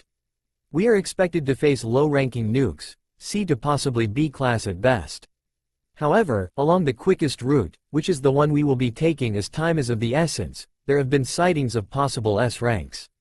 He finished. Yugo continued after him. Remain light on your toes and stay alert. It is a 12-day trip there on foot. We will be taking the trees which will cut it down to 8. Our estimated ETA is 2 weeks. Piggybacking off of her, Hayate continued. That is, of course, if we are able to retrieve the boy within the first 2 days of us being there. Let's get in, get the boy, and get out. No unauthorized side missions, he said as Tora and Weevil gave quick bows to their superiors with a simultaneous shout of, "Hi." The team of Anbu operatives departed 5 minutes later. Happy birthday dear Menma and Mito. Happy birthday to you. The party occupants all sang in unison, cheering as the two blew their candles out. From there, a quieter than usual Kushina cut the massive cake as the women who volunteered to help passed out plates of the delicious sweet to the kids and guests. It was midnight, so most of the party-goers had retired to their homes, trusting that whatever gift they got for the two would be useful in some way. Kushina's smile had long since faded as she was too tired to even pretend anymore. As Menma and Mito opened gifts, she sat in a chair off to the side, mindlessly staring at something within her line of sight. Glossy-eyed and uninterested at the excitement of the two children she has seen for 3 years straight. She had never felt so annoyed of her two prized children before this point. For whatever the reason was, she just wanted them to quit being so joyful. A clear sign of her exhaustion, she held her tongue. Minato was at the end of his rope as well. He leaned against the door frame of the backyard, looking in on Mito and Menma opening present after present while the kids surrounding them stared on in awe. Never before had he felt so mentally and physically drained. Having both fought in and commanded an army in war, that was definitely saying something. Who knew mentally kicking yourself in the ass could drain you so much? After all of the excitement had left the atmosphere and the parents had reached their limit, the party's numbers dwindled bit by bit. Everyone finding it an absolute must to bid the Hokage a good night, which he returned systematically, trying to get them out as fast as he could. Before too long, there were only a few remaining stragglers. Mainly those whose wives stayed behind to assist in the cleaning. A little longer and it was just the Uchihas. Standing in the doorway, Minato was approached by Fugaku for the first time that night. He was so busy that he didn't have much time to associate with anyone other than his brief conversation with his son. "Well, I assume by your recent mannerisms that you've learned of your son's success?" he asked him in a knowing tone. Minato was too tired to decide if it were meant to be a simple statement or an insult hidden within a question, so he went with the former to avoid any conflict. "Yeah, he's amazing. Indeed," Fugaku replied. "Those two will far surpass us in time," he continued, gazing out at the view he could see from the porch. "Maybe they already have." Minato chuckled at that. "From the things I've heard today, I wouldn't doubt it. He is full of surprises, that son of yours." Minato turned to him. "How much do you know of him?" he asked suddenly. Fugaku peered at him in questioning. "Depends on what you're asking." "Well, how strong is he really? What are his abilities and what not?" Minato stated more so than asked. Hearing his wife bidding Kushina a good night, Fugaku chuckled at the question. "I'd advise going to watch the film of their match within the Chunin exams," he said with a smile. "I warn you now. It is absolutely spectacular." Minato wanted him to elaborate, but as it had been all day, his luck was against him. "Ah, Minato," said Makoto walking over with Sasuke. "Say bye, Sasuke-kun," she said leading him towards the door. "Good night Menmazu-san," he said receiving a flick to the ear from his mother. "Ow, I mean, Hokage-sama," he corrected. Makoto shook her head as he jogged out the door. "That boy," she said lowly. "What are you two talking about?" "Just man things," Fugaku said a little too hastily. Before he realized his slip of the tongue, he could feel a chilly presence behind him accented with enough killer intent to make Minato gulp. Turning around, he looked into the playful eyes of his wife. "Oh, and what would these so-called man-things entail?" she asked sweetly. Fugaku gulped as well, looking over to Minato who avoided his eye contact at all costs. He began, but quickly ended whatever he was about to say as it wasn't wise for his health. "Are you okay, dear?" she asked still as sweetly as before. "Maybe I should get you home." She finished pushing him out the door gently. "Good night Minato," she said smiling at him as well. Minato watched them go as they linked arms. Fugaku turned back to him with a face he's seen on many men either leaving or headed to war. He'd spare a brief prayer for the man that night. But, he was glad everyone was finally gone. Walking into the kitchen, he saw Kushina doing the dishes. He stepped up beside her and began to help her. "I got it," she said with a flat tone that held an underlining of annoyance. "It's fine, I can help," he said pulling out a fresh rag for drying. Kushina let the dishes in her hands drop down, clattering against the metal sink, startling Minato. She looked up to the ceiling in frustration, shutting her eyes and taking a breath to steady herself. "Minato?" she whispered lowly. "I said, I got it." He put the rag and plate down and placed his hands along the edge of the counter to support his weight. His eyes were firmly set on the sink handle that seemed so interesting for some reason. He was thinking of something to say in this situation. No words were coming to mind, but he really wasn't interested in going to bed with an angry Kushina. He had to think of something that could possibly calm her down. She went back to washing the dishes, simply reaching across the man when she had to. Minato looked at her and thought, maybe reassurance? He doesn't hate us, and that makes it better, she asked immediately as if she had been prepared for that question for a while. "No, but maybe it means we have a chance to make it right," he said hopefully. Kushina didn't seem convinced. "Make it right?" she asked once again, dropping the dishes down. "Make it right," she bellowed louder. "What the hell do you mean make it re?" she yelled, dying off, hearing Mito and Menma walk in. She quickly tightened her lips shut and began aggressively scrubbing at a plate that had been clean for a while now. Minato heard the two come in as well, but his eyes were still on the side of Kushina's face, mentally pleading with her to talk to him so that they could work through it. Mito and Menma looked at the two in worry as they had never really seen them fight before. Neither brave enough to say anything, they just watched as Minato turned around and sighed. "Come on you two, it's time for bed." They stood rooted to their spots until he walked over to them, ushering them out of the room. Kushina was left there with her face in her hands and tears falling freely. This life was not going as she had planned out just 12 hours ago. Nothing was right, but everyone acted as if nothing was wrong. 4 masked Anbu ninja of Konohagakure were perched in a tree, overlooking a temple of some sort. There were a number of nuke ninja guarding the perimeter. From their position, they couldn't see any under the rank of B. Some of them were minor A's, but all of them high-classed killers that could stand toe-to-toe with at least a Jonin on their own. Among the bunch were 2 individuals they really had to worry about, Deidara, Iwa's Mad Bomber, and Rojin Kirin, of Kumo. Both S-class killers with amazing abilities that had to be respected. Performing hand signals to speak with each other, Hayate commanded Naruto and Itachi to search the back of the temple for any entrance as he and Yugo decided on a plan of action. Their main priority was getting the boy.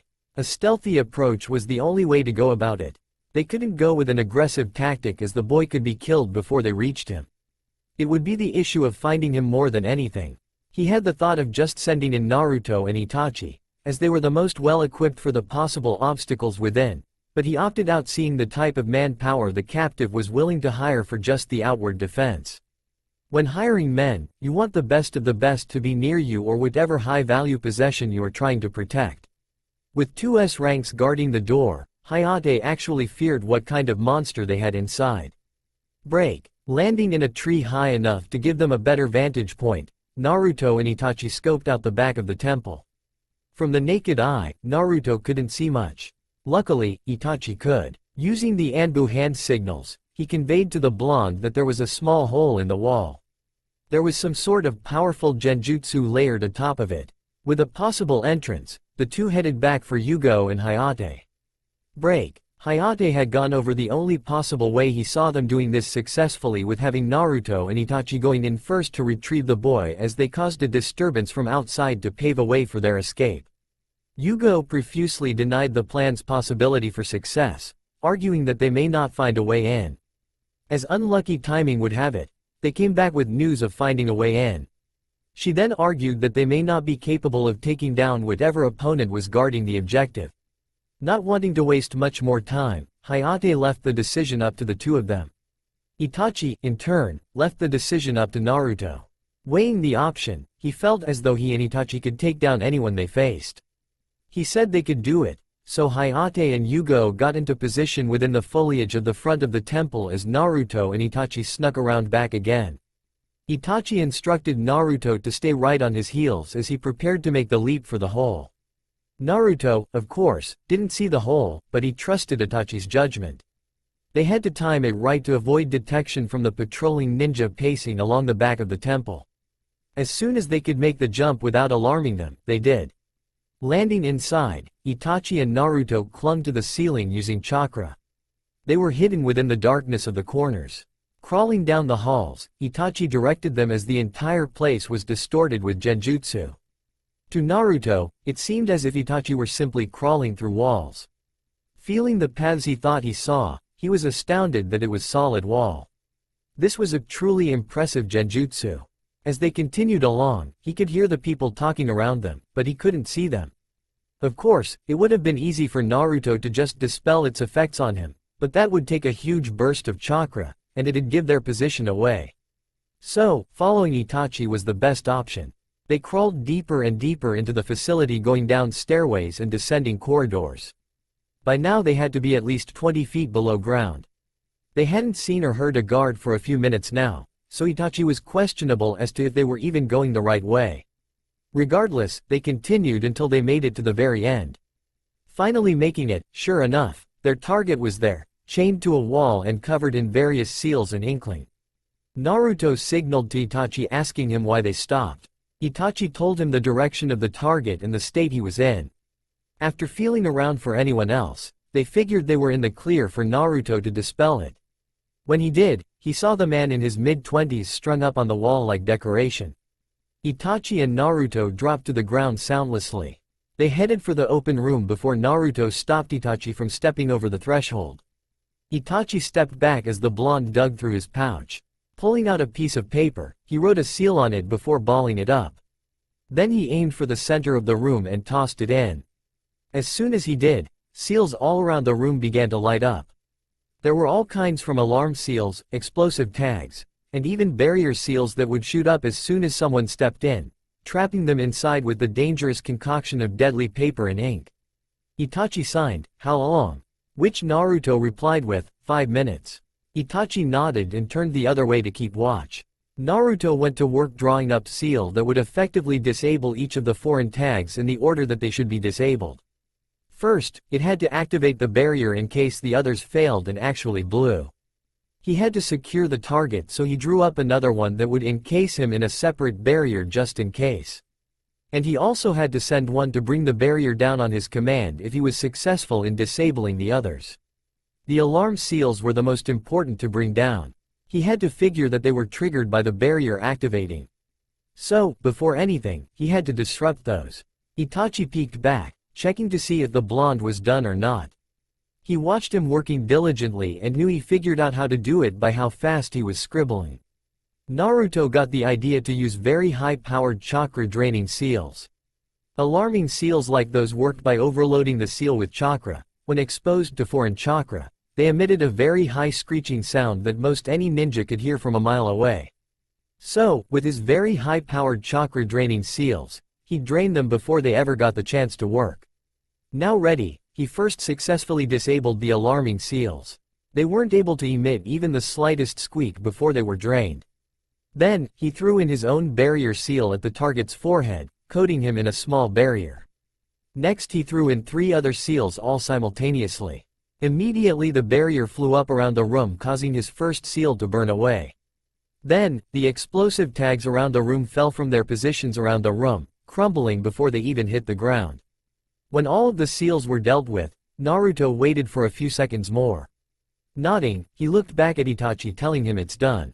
Walking over, Itachi stood next to the blonde as he performed hand signs. His last tag fizzed out along with the barrier and the 4 tags placed around the room. They walked into the room with no issue.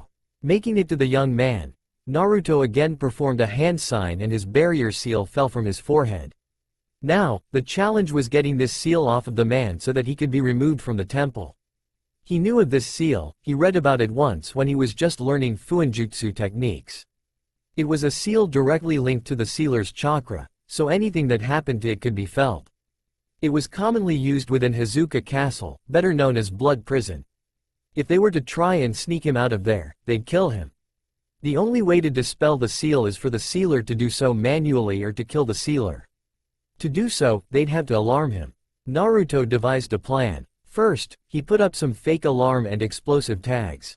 He'd also put up his own barrier seals that would have the added benefit of canceling sound. He'd sneak another mini barrier tag on the back of their objective to keep him protected. With Itachi and him, fighting in such a small room would give them the advantage over whoever it was they had to face. When Itachi agreed he was ready, Naruto purposely tampered with the man's seal incorrectly, scorching his hand a bit. When he did, he jumped back up to the ceiling, melding into the shadows just as Itachi was. There, they waited for someone to come check on the seal. 5 minutes passed and absolutely nothing happened. Itachi asked Naruto if maybe he should try it again. Naruto only shook his head, stating, "Someone will come." So they waited and waited, until finally, they could hear footsteps slowly descending the hall. There was only one set of footsteps, which gave them a much more positive approach to the situation. This would be easy. The footsteps got closer and closer. With each step they were filled with more and more dread. They couldn't describe the feeling, it was like an overwhelming feeling of anxiety. Being as experienced as they are, they brushed it off and held their position. Whoever this was would not go down as easily as they had hoped. The footsteps stopped abruptly at the doorstep. Naruto was worried they would just examine the seal from that distance, which would ruin their plan. Luckily, they continued in. Immediately, their blood ran cold. Walking up to the man was none other than the Snake Sannin himself, Orochimaru. Chuckling in his psychotic way, he addressed the incapacitated man directly. "Let's see what's wrong with your seal," he said, looking at it. Itachi got Naruto's attention, telling him now. Naruto acted quickly, throwing the barrier up and dropping down on the man. As if he had known of their plan the entire time, Orochimaru turned around, dodging their attacks and kicking them back into the barrier. Chuckling again, he addressed them. "Minato's lapdogs, coming to interrupt my little deal, huh?" he asked, standing in his spot completely unfazed by their presence. "You two look awfully young for Anbu." Naruto and Itachi stayed crouched in their own positions, ready for the snake to strike. Both of them riddled in fear, but determined to complete the task or at this point survive. "Ah, I know who you are," he said, shocking them. They slowly got into positions to which they could attack him. "The two brats from that Kumo Chunin exams, huh? Itachi Uchiha and Naruto Namikaze," he finished with a chuckle. "Yes, it must be. I can feel the power oozing from your bodies." He watched the two giving hand signs that he didn't know as they change every 3 years. "Well, the Sharingan is truly a great gift, and with a Namikaze, I'm absolutely blessed. Now, who shall I take first?" he asked again with his twisted chuckle. Naruto and Itachi took the initiative, lunging at him. Naruto was the first to engage him, throwing the right hook that was of course easily dodged. He followed up with a spinning back kick that was blocked, throwing him off balance. Itachi came in next with a kunai in hand, slashing and slicing into nothing but air as the Sannin easily dodged each attack even within such a confined room. Catching his wrist, Orochimaru kicked him in the chest, plucking the kunai from his hand. Naruto came in next with his black sword drawn, swinging expertly at the man that narrowly dodged each attack. Using the kunai, he parried the attack close to the base of the blade, causing it to fly from Naruto's hand. Itachi jumped up, catching the blade in midair, and began delivering another series of strikes towards the slippery man. As Itachi kept him on the defense, Naruto went low, kicking at the back of the man's knee, sending him to the ground. Itachi went for a piercing blow to his chest that was blocked when Orochimaru kicked his wrist. Naruto flew in with a flying axe kick that connected with the bottom of the barrier as Orochimaru rolled away. Itachi went in for a drop kick that missed the snake by an inch when he sidestepped, kicking him away. Naruto flipped away from the kunai that soared his way. He drew 2 of his own and headed back in. He slashed at the man, trying to get some kind of hit, but was blocked at every strike. Orochimaru forcefully opened his guard, giving him a vicious kick to the chest, sending him back towards a charging Itachi. Itachi flipped over him, grabbing his hand to stop him from hitting the barrier. He kept charging, going in feigning a right hook. He delivered a back kick to the man's chest. Orochimaru took the kick and dodged the follow-up kunai slash. Itachi then suddenly ducked as Naruto came flying in with a kick that Orochimaru leaned back to avoid. He then jumped, avoiding the slash at his feet from Itachi. In doing so, it opened himself up for Naruto's follow-up left back kick that caught him in the face. As he spun with the kick, he dodged Itachi's kunai that came soaring towards his face. Rolling forward, he picked it up and parried Naruto's slash with his own, sending the blonde's kunai flying over his head. Naruto rolled backwards, avoiding the slash at his chest as Itachi jumped over him in a somersault, kicking the airborne kunai down into the right leg of the snake Sannin, who wasn't expecting such a maneuver. Seeing he was injured, the two ran in, delivering blow after blow that was still either blocked or dodged. Orochimaru plucked the kunai from his leg, tossing it at the charging duo that split to avoid it. Itachi slid on his side at the snake that jumped over him, coming back down for a stomp to his chest. He rolled away and Naruto came in to cover his escape with a series of punches that all seemed to miss. Orochimaru jumped back to avoid Itachi's axe kick. Naruto leapt over his partner and went for a kick to the man's chest that slipped past him. Itachi got back up and went for a roundhouse kick that Orochimaru ducked under to avoid. He gave the brunette a very hard kick that sent him back to the other barrier, leaving him struggling to stand back to his feet. Naruto tried for a right hook that slipped past his face. Orochimaru clamped down on his wrist. He ducked under his arm, bringing his wrist with him. With a gentle jerk, he snapped his arm with a sickening crack. Using the broken appendage, he swung the blonde around and threw him at his partner, who still hadn't made it to his feet. Chuckling, Orochimaru crossed his arms, staring at the two. "Well done. I commend you for landing a few blows," he said, pacing over to the man still chained to the wall. He performed a few hand signs and placed his fingers on the man's back. The barrier Naruto put up for the man faded away. You two have piqued my interest. For that reason alone, I have decided to spare you," he said, going through more hand signs. He then placed his hand on the man's chest and the seal sucked back into his palm. "I'll be seeing you two soon," he said, walking back towards the exit. As if it were his own seal, he performed hand signs and the barrier faded. Naruto and Itachi remained there, shocked at the unexplainable turn of events. Not wanting to waste the opportunity for escape, they immediately left the area with the man slung across their shoulders. Walking out of the temple, they noticed the lack of its previous occupants. As if everyone just packed up and left. On their way out, they were joined by a very confused Yugo and Hayate. They explained that everyone just walked out the front door and left. The entire group of ninja just left the temple. When asked what happened, the two explained their battle with Orochimaru and his ominous warning afterwards. Yugo and Hayate agreed it was strange that he didn't just kill them or capture them, but just chalked it up to the psychotic man's delusions. With their mission strangely completed, the group left the area to deliver the package. Rubbing his forehead in frustration, Minato signed yet another document. He had almost forgotten of this hell over the 3-year break. It was the one thing he didn't miss about his duty, which is ironic as it is most of the job. The past 2 weeks were anything other than easy for him. The forms continued coming and coming. Document after document was placed before him as soon as he retook office. It was like the workload just grew during his time away. Of course, it was expected and he did it with a smile. Well, as much of a smile as he could give with the exhaustion from everything that had been happening. Over the 2-week period, the kids were becoming absolutely unbearable. They wanted to spend time with him every day when he got home. It seemed they became reliant on his presence during their training, so losing that constant connection threw their world for a loop. It pained him to tell them no, but he had no choice. One can only take so much stress before they give. Luckily he had Kushina back to her normal self after a week of the revealing day.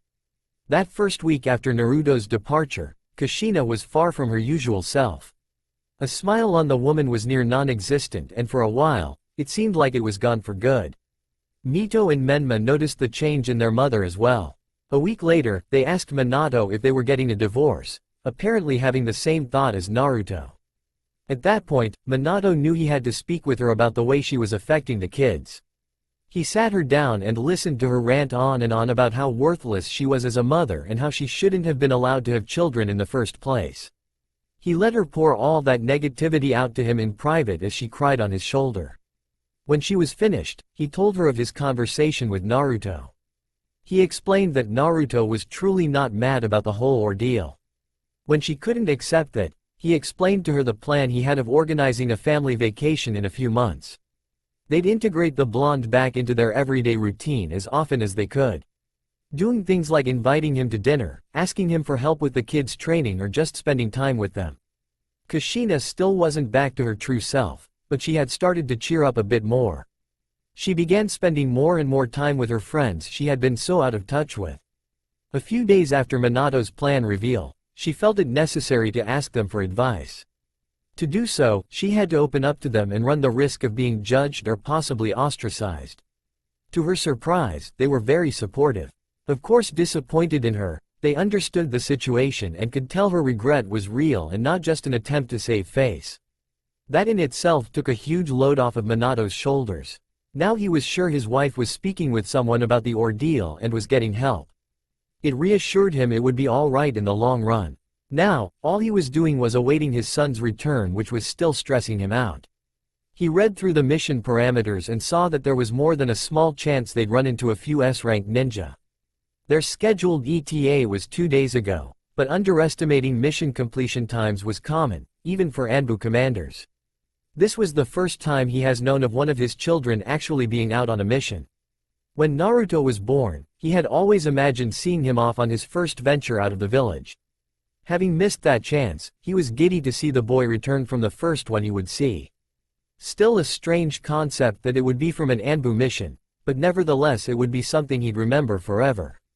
His anxiety only increased as the hours passed by and the day neared its end as the previous one had. He knew not every day was promised, and with Anbu, no matter how strong you are, your chances of making it back are still slim. Watching the footage of their Chunin exams battle is what put his mind at ease. Itachi and Naruto were absolutely amazing. He had never been filled with such pride in his life. Not only seeing his son using his technique, but representing his family name with pride regardless of his mistreatment. He was amazed completely, so much so that he watched it every single day. If that was their strength from just a year ago, he actually feared what they were now, adding to fact their Anbu training. They were possibly nearing the strongest pair in Konoha. That film reassured him that they would be absolutely fine, no matter who the opponent was. Well, there were a few exceptions. 4 Anbu agents kneeled before their cage within the late hours of the night. Minato stood to his feet, finally seeing the one group he was dying to welcome back. "Ah, Squad 9, he said with a bit more glee in his voice than he meant to put. "Welcome back," he quipped, looking down at the one he knew was Naruto thanks to the unmistakable blonde hair. The 4 stood to their feet, standing at attention, awaiting the order to report. Minato, however, wasn't even completely aware of the situation yet.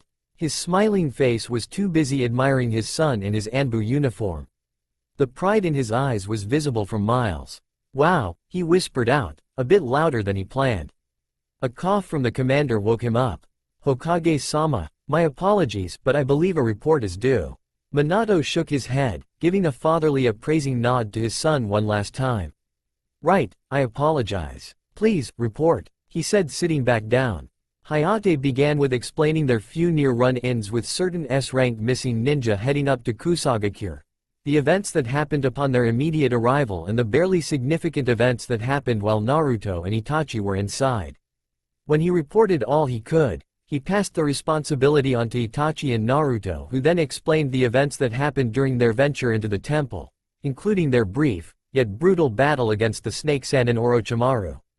At the mention of the snake, Minato sent word to retrieve Jiraiya from wherever he was.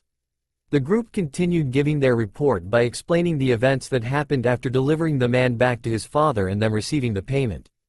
Their trip home was apparently a lot scarcer with the S-rank nuke ninja than the trip there. With the report done, Jiraiya was ushered into the room in which Naruto and Itachi were again asked to recount their squabble with the man. It's very uncommon for him to let go such talent. Jiraiya mused as he leaned against the window sill. "Did he say anything else?" he asked the boys. "No sir, Jiraiya-sama," Itachi replied, "just that he would be seen as soon." Jiraiya rubbed his chin in thought. "Could be a threat towards the village," he said at last. "That's the only common ground in which he is sure they will most likely be. In that case, I propose you start looking for him instead," Minato said. "If you are to find him, do not engage until you know of his plan." Jiraiya nodded and leapt out the window to get ready for his venture out of the village once more. "As for you 4, you are dismissed," he said as they bowed, giving a simultaneous shout of "Hi," before making their exit. Tora, stay for a second please," he called out. Naruto stood in his spot waiting for the others to file out. When it was just the two of them, Minato's smile grew tenfold. "Wow, look at you," he said, grabbing his shoulders firmly. Naruto plucked his mask from his face and smiled back as he scratched the back of his head. "Ah, Tu-san, I appreciate your flattery, my boy, in Anbu," he said with a chuckle, grabbing his head with his hand. "I can't believe it. How was the mission? Were you hurt?" he asked suddenly. "No sir, I was only inflicted with minor injuries from my battle with Orochimaru-san," he said, wiggling his now healed arm. "I have some knowledge in medical jutsu, so I was successfully able to heal my injuries as well as the few imposed upon Itachi." Minato was taken back again, if at all possible. His smile increased again. "You even know medical jutsu?" he asked in amazement. "Gosh son, you're already more adept at the ninja arts than even me," he complimented. Naruto's bashful smile only increased from the praise his father was giving him. "Ah, I am not at your level of expertise yet, Tu-san. I am merely adequate in various subjects. I have yet to master any," he said, knocking himself down a bit. "Oh, you're too humble son. I mean, you've figured out my Hireishin. Jiraiya is a seal master and has yet to do that," Minato continued. "I guess that is true, but I did so with your teaching. If I am correct, Jiraiya is attempting to reproduce the formula from scratch," he stated once again. "That's right, he is. But, I can't take credit for teaching you," he said as his smile faltered a bit, but held strong. Naruto noticed and reassured him. I read your description of how you engineered the seal by dissecting the formula of the Naidem, Tobarama Senju, to make it faster and much more proficient in battle. From there, you went on to explain how it works and what you needed to do to perform the technique. All I did was follow your advice. Minato just smiled bashfully at his modest son. He begrudgingly accepted the praise he didn't feel he deserved, knowing if he refused it the boy would just argue another point. Well, you're very near surpassing this old man. That's for sure, he said with a chuckle. Ah, I'm not too sure about that Toussaint. But, if you say so. Naruto finished. Minato nodded at his son once more, his eyes still filled with pride. A few seconds of silence settled in as Minato just examined how much he reminded him of himself when he was in Anbu. Of course he was a lot older than Naruto is, but even so, the resemblance was uncanny.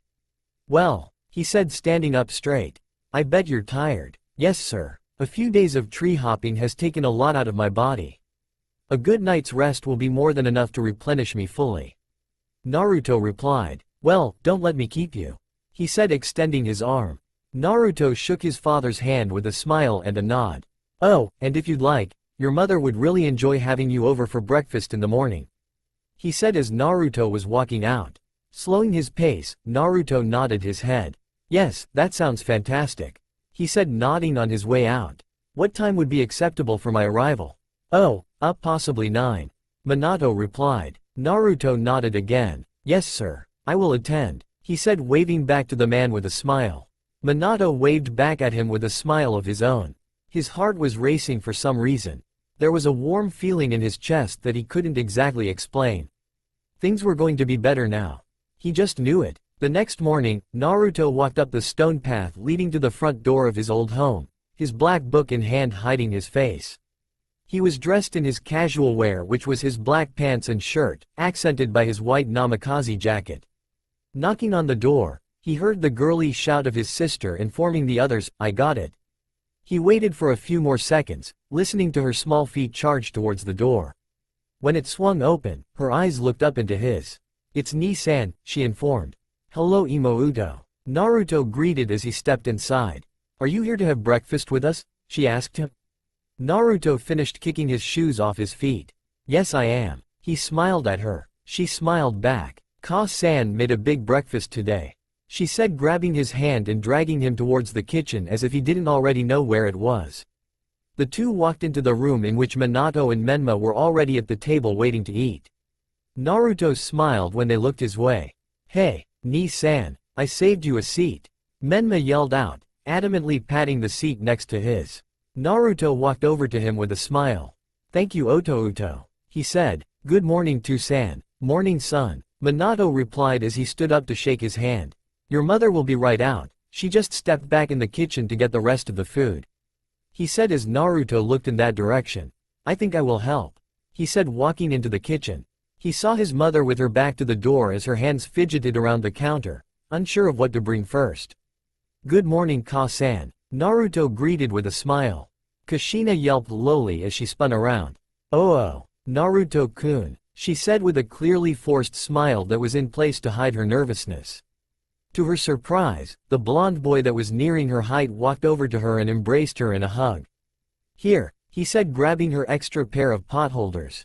Let me help you. He grabbed one of the remaining 2 dishes she had on the counter and carried it out with Kushina right behind him.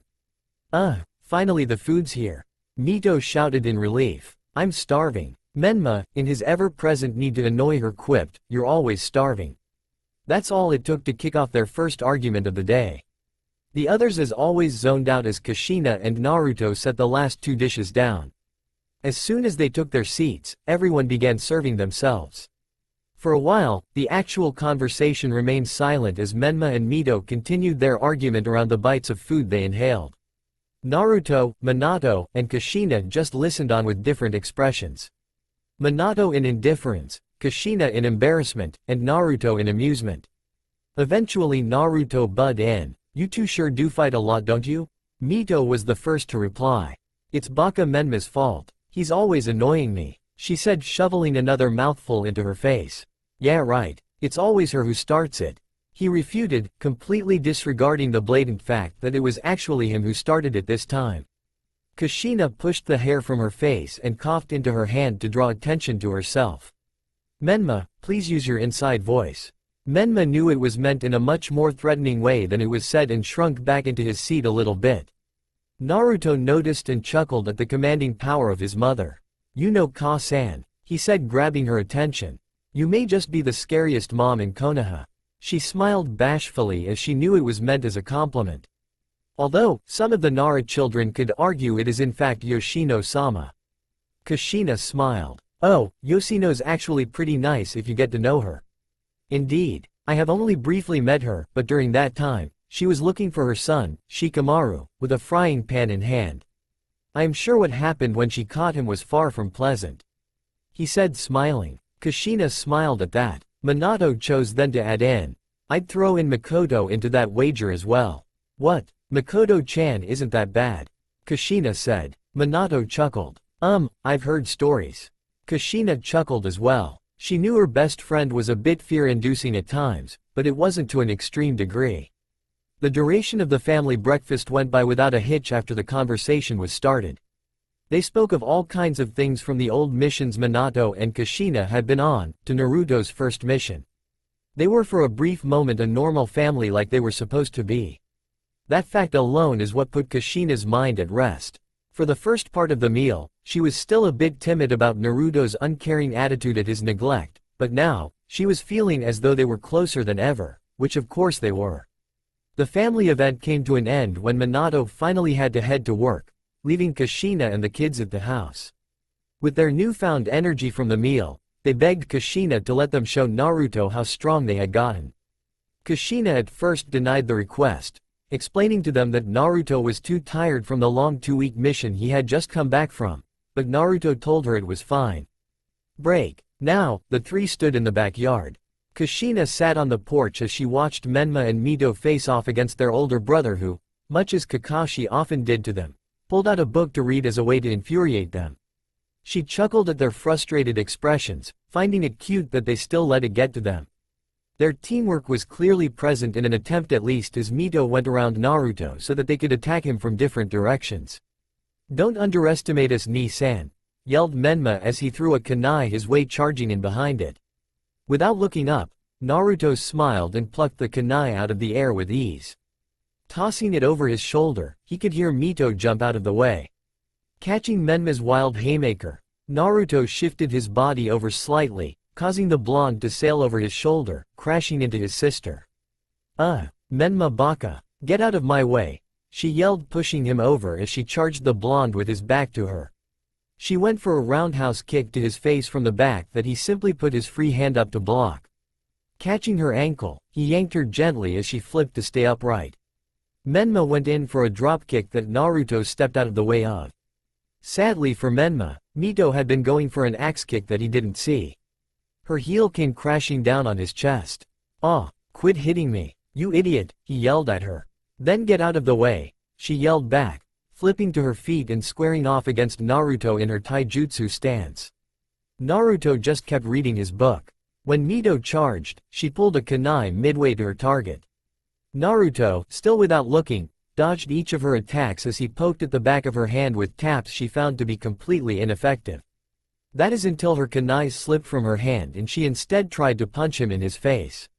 Naruto didn't dodge it. In doing so, she jammed 3 of her fingers. Jumping back, she finally noticed her hand, for some unknown reason, refused to close. Menma came in next with a Rasengan at full blast. Naruto awaited the attack and leaned slightly out of the way, delivering a jab towards Menma's bicep. Instantly, the ball of chakra dispersed and he was sent stumbling forward.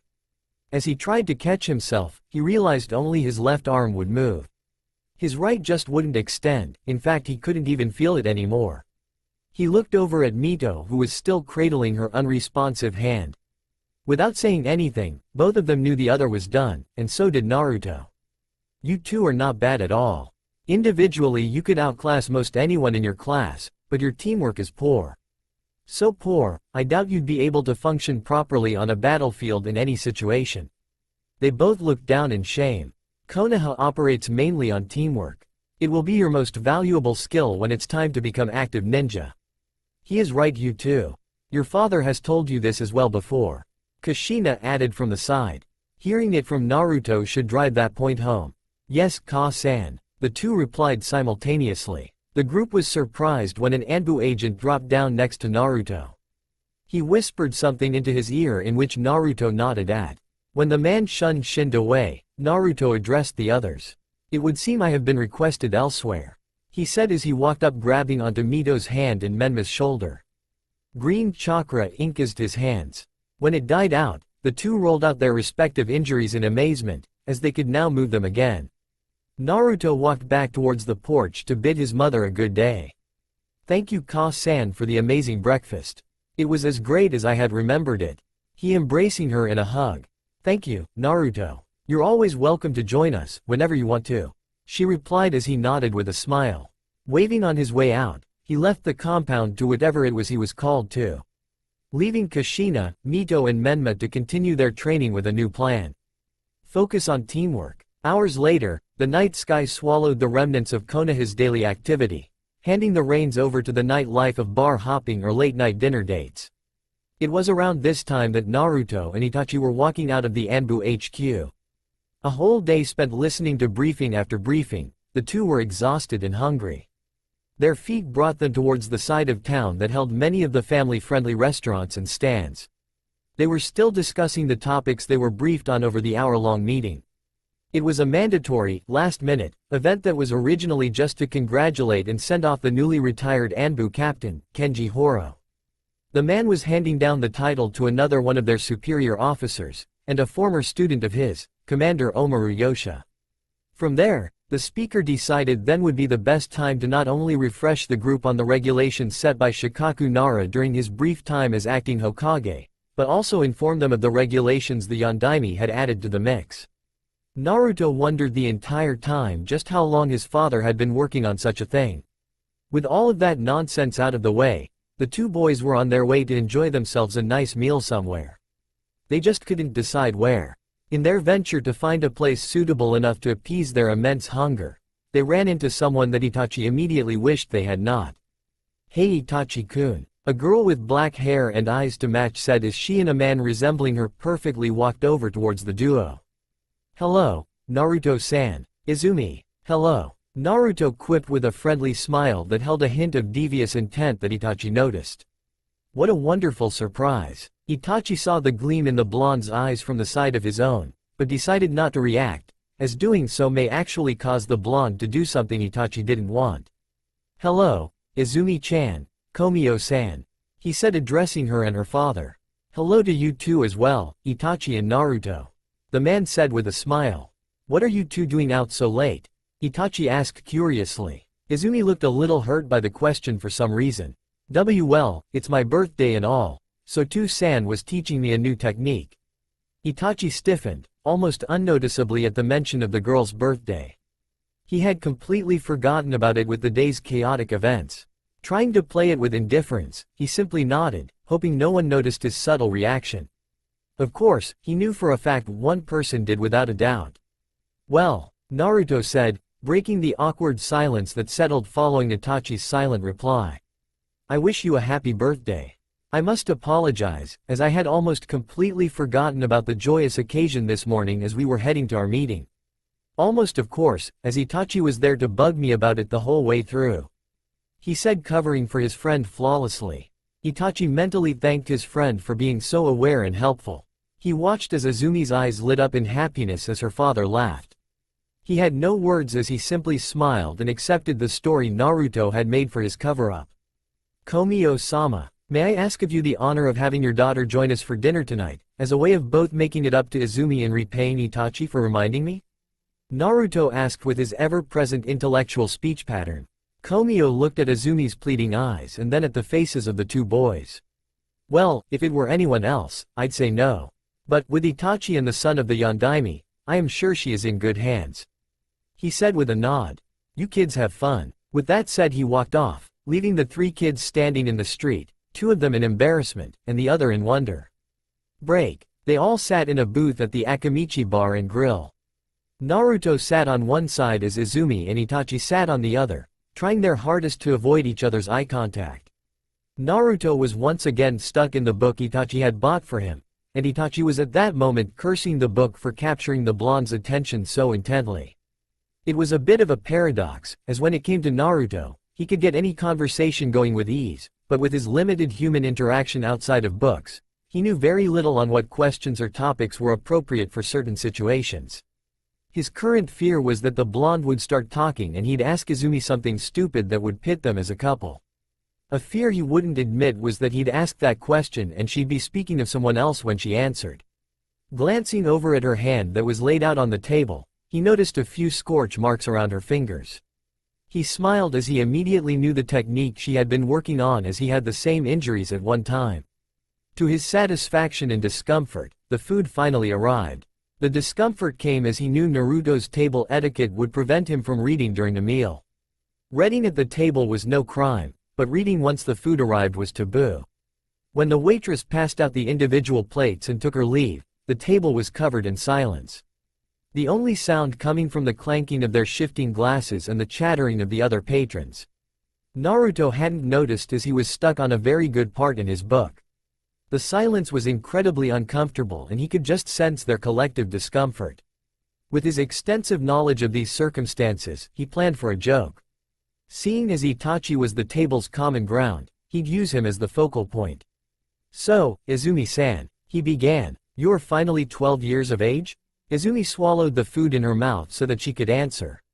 Nodding her head and covering her mouth to prevent excess food from flying out, "Yes, I am," she said, glad someone had finally said something. "Well, that just leaves little Itachi here, huh?" he said, nudging at the boy's age, receiving a chuckle from Izumi. Itachi executed the Uchiha infamous HN at the jab.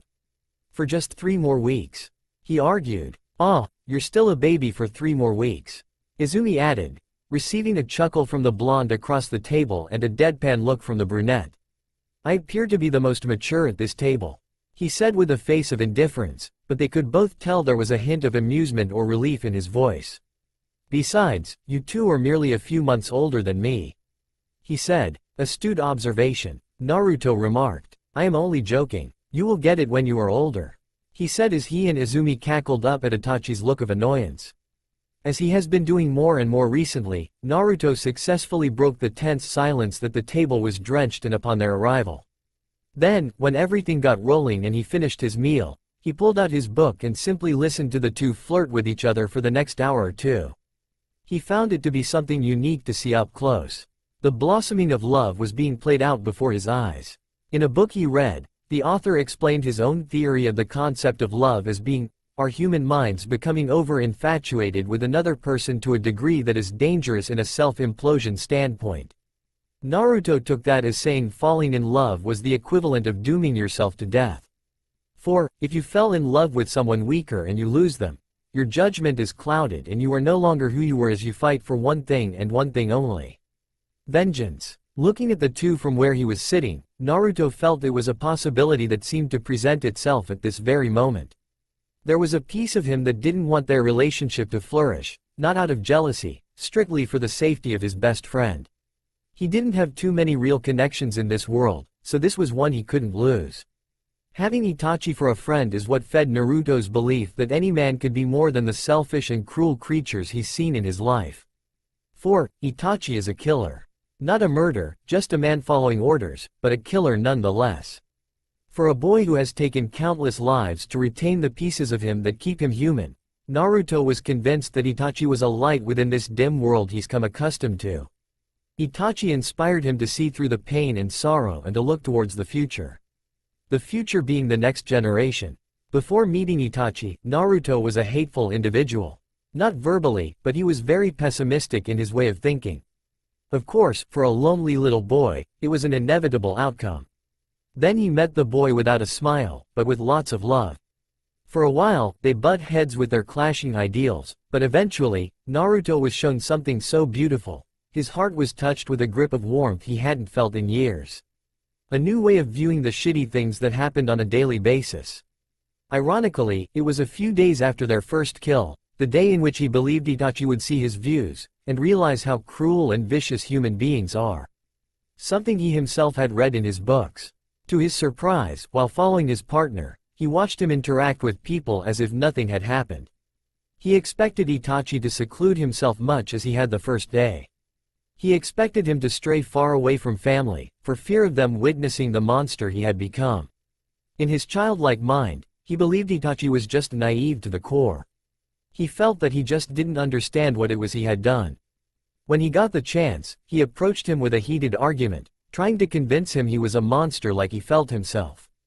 All Itachi said was that he was not. When he stood up and began walking away, Naruto was almost compelled to follow him. When they finally stopped, they were standing on a cliff overlooking the woods. Naruto was confused to the reason they were up there. He just watched as the brunette stared out at nothing. He asked him what it was they were supposed to be looking for, but Itachi just told him, "It's beautiful, isn't it?" Naruto tried to see what it was he was talking about, but all he saw were scarred-up trees and people yelling at each other. When he spoke on it, Itachi only smiled and said, "You only see what you wish to. But it is worth saying that you know what ugly looks like, therefore you must know beauty as well." With those wise words, he turned and walked away, leaving the blonde standing at the top of that cliff seeing things a lot clearer than he had just a few moments ago. It's like saying there can't truly be darkness if there is no light to compare it to. Those words got him thinking over everything he had come to hate. He hated the people that fought each other, but then he remembered seeing people that were in love, and how happy they were. He hated seeing people die, but he remembered when Mito and Menma were born. He hated his family for leaving him all alone, but he remembered the amazing times they had in the past. He was brought to his own conclusion about the concept of mankind. We hate something only when we once loved it dearly. And if you once loved something dearly, forgiveness is as easy as remembering what you loved before. Naruto feared for his friend, but at the same time couldn't have been happier. For once, he was getting to see his friend genuinely, truly happy. Something he has noticed was becoming more and more scarce.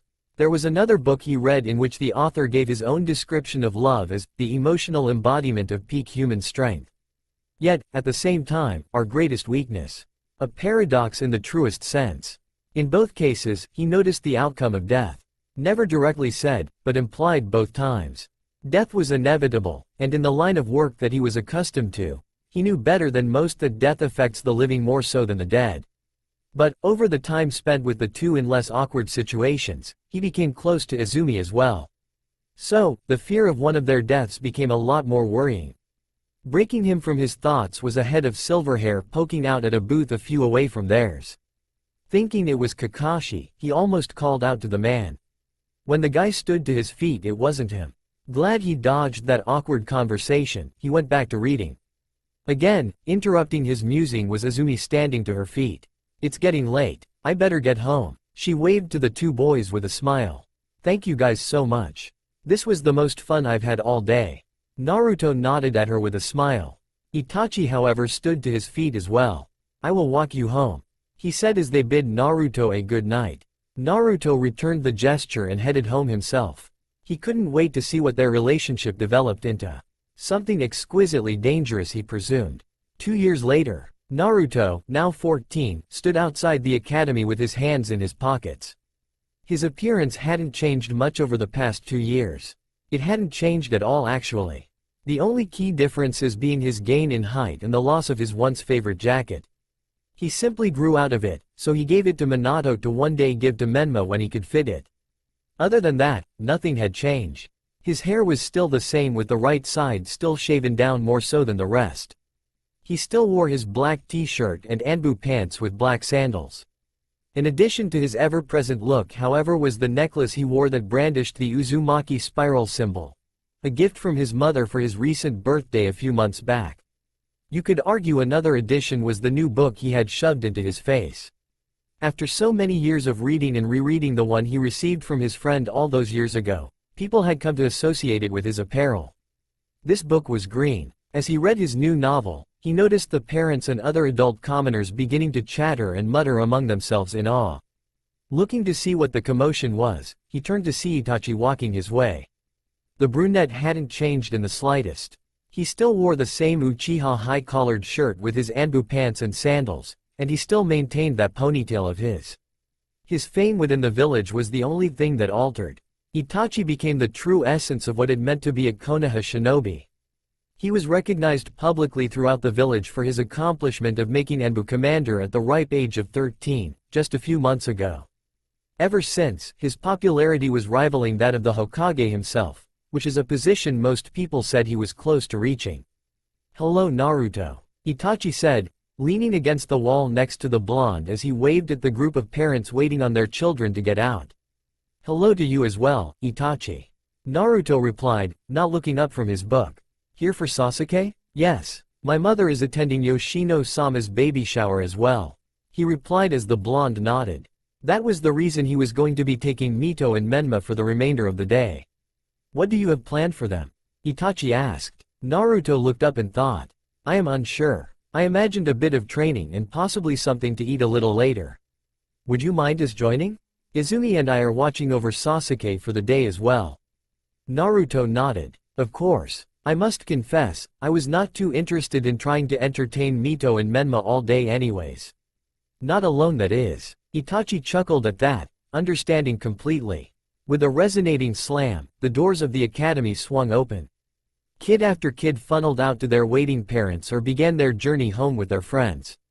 All of course pausing at the spectacle that was Itachi Uchiha. Eventually, the class holding all of the clan children was finally released. Sasuke was one of the first kids out. After greeting Naruto, Itachi said they were going to go on ahead and pick up Izumi and that they'd meet up later. And there, Naruto waited with his book in hand, unaware of the leering eyes upon his form. Eventually Mito and Menma came out and immediately began explaining their day down to the minor details. Naruto just listened in false interest all the way back to the Namikaze compound. When they arrived, Naruto began their training by having them do their normal warm-up routine while he read his book. When they finished, he instructed them to work on their chakra control by performing the tree climbing exercise as they balanced a leaf on their forehead simultaneously. They were of course disappointed as they were hoping for something a bit more deadly. Or at least new. To get them to work twice as hard, he told them if they worked hard enough, he would show them a technique so amazing that it could beat anyone within seconds. He was of course blowing smoke, but they didn't have to know that. It did have the desired effect of further motivating them, as they pushed themselves twice as hard as they would have. When all that was said and done, they were finally joined by Itachi, Izumi, and Sasuke. "Okay guys," Naruto said, dropping off of the tree he was resting in. "I think that's about enough training." "What?" Menma yelled, still out of breath. "What about our super amazing technique?" Naruto looked at Itachi in amusement. "Oh yeah, that. Well, that is for another day. You guys are too tired now. Besides, we're gonna go eat." "What's the technique?" Sasuke asked Itachi in a low whisper. Itachi just chuckled, never giving a formal answer. "Naruto ni, are you gonna take us to the party?" Mito asked. Naruto just looked at her in questioning. "It's Ino's birthday, they're having it at the Akamichi grill house," she informed him. "No, I don't want to go to that," Menma protested. "It's nothing but a bunch of stupid girls." "You're stupid," Mito yelled back, kicking off a fresh back and forth verbal fight between the two that the others ignored. Naruto sighed and looked over to Sasuke to break the tie. "What do you think, Sasuke? Would you like to go to the party or would you rather us go elsewhere to eat?" Sasuke, at first, was going to say no, but the look Mito gave him told him she'd be heartbroken if he did. He didn't care for her much, but he'd rather not make a girl cry. "I guess it wouldn't hurt. Maybe we will see some of our friends there too," he said, directing that last sentence at Menma, who crossed his arms in defeat. And from there, the group headed out to the Akamichi grill house. Break. The "Happy Birthday" song just ended when the group finally made it. Cake was being served and they saw everyone else had probably already eaten. "Well," Naruto said, "we could just get a table and order then." "But, Ni-san," Mito said, looking up at him. "I want cake. You have not eaten yet, Imouto. It would be unwise tea." "Oh come on Naruto," Itachi said, "just let them eat cake for dinner." Naruto looked down at Mito's pleading eyes and at Menma, who, despite trying to stay mad, was looking over at the huge cake in hunger. "I suppose it would not be so bad," he said, sending them off. The three ran into the party section, in which one of the moms helping handed them a party hat and a plate so that they could get their slice. Naruto and the Uchiha couple found a seat towards the back of the restaurant. Naruto sat with his back to the wall as to keep an eye on his two siblings. Hard to do with the book now shoved into his face. Itachi and Izumi were having their own conversation over something he had no interest or knowledge in, so he just continued reading. Every now and then, he'd glance up to make sure everything was still okay. A few times, he had thought he saw Kakashi again, but couldn't get a good enough look. The night's events went on as they usually did, with Naruto joining in the conversation as they ate their food and then seamlessly melding into his book, leaving the two once again to talk of their own things in virtual privacy. A few minutes went by and Naruto peeked over to the party again, wondering when it was going to be over. He had assumed it would be over rather quickly upon their tardy arrival, but they were still going at it.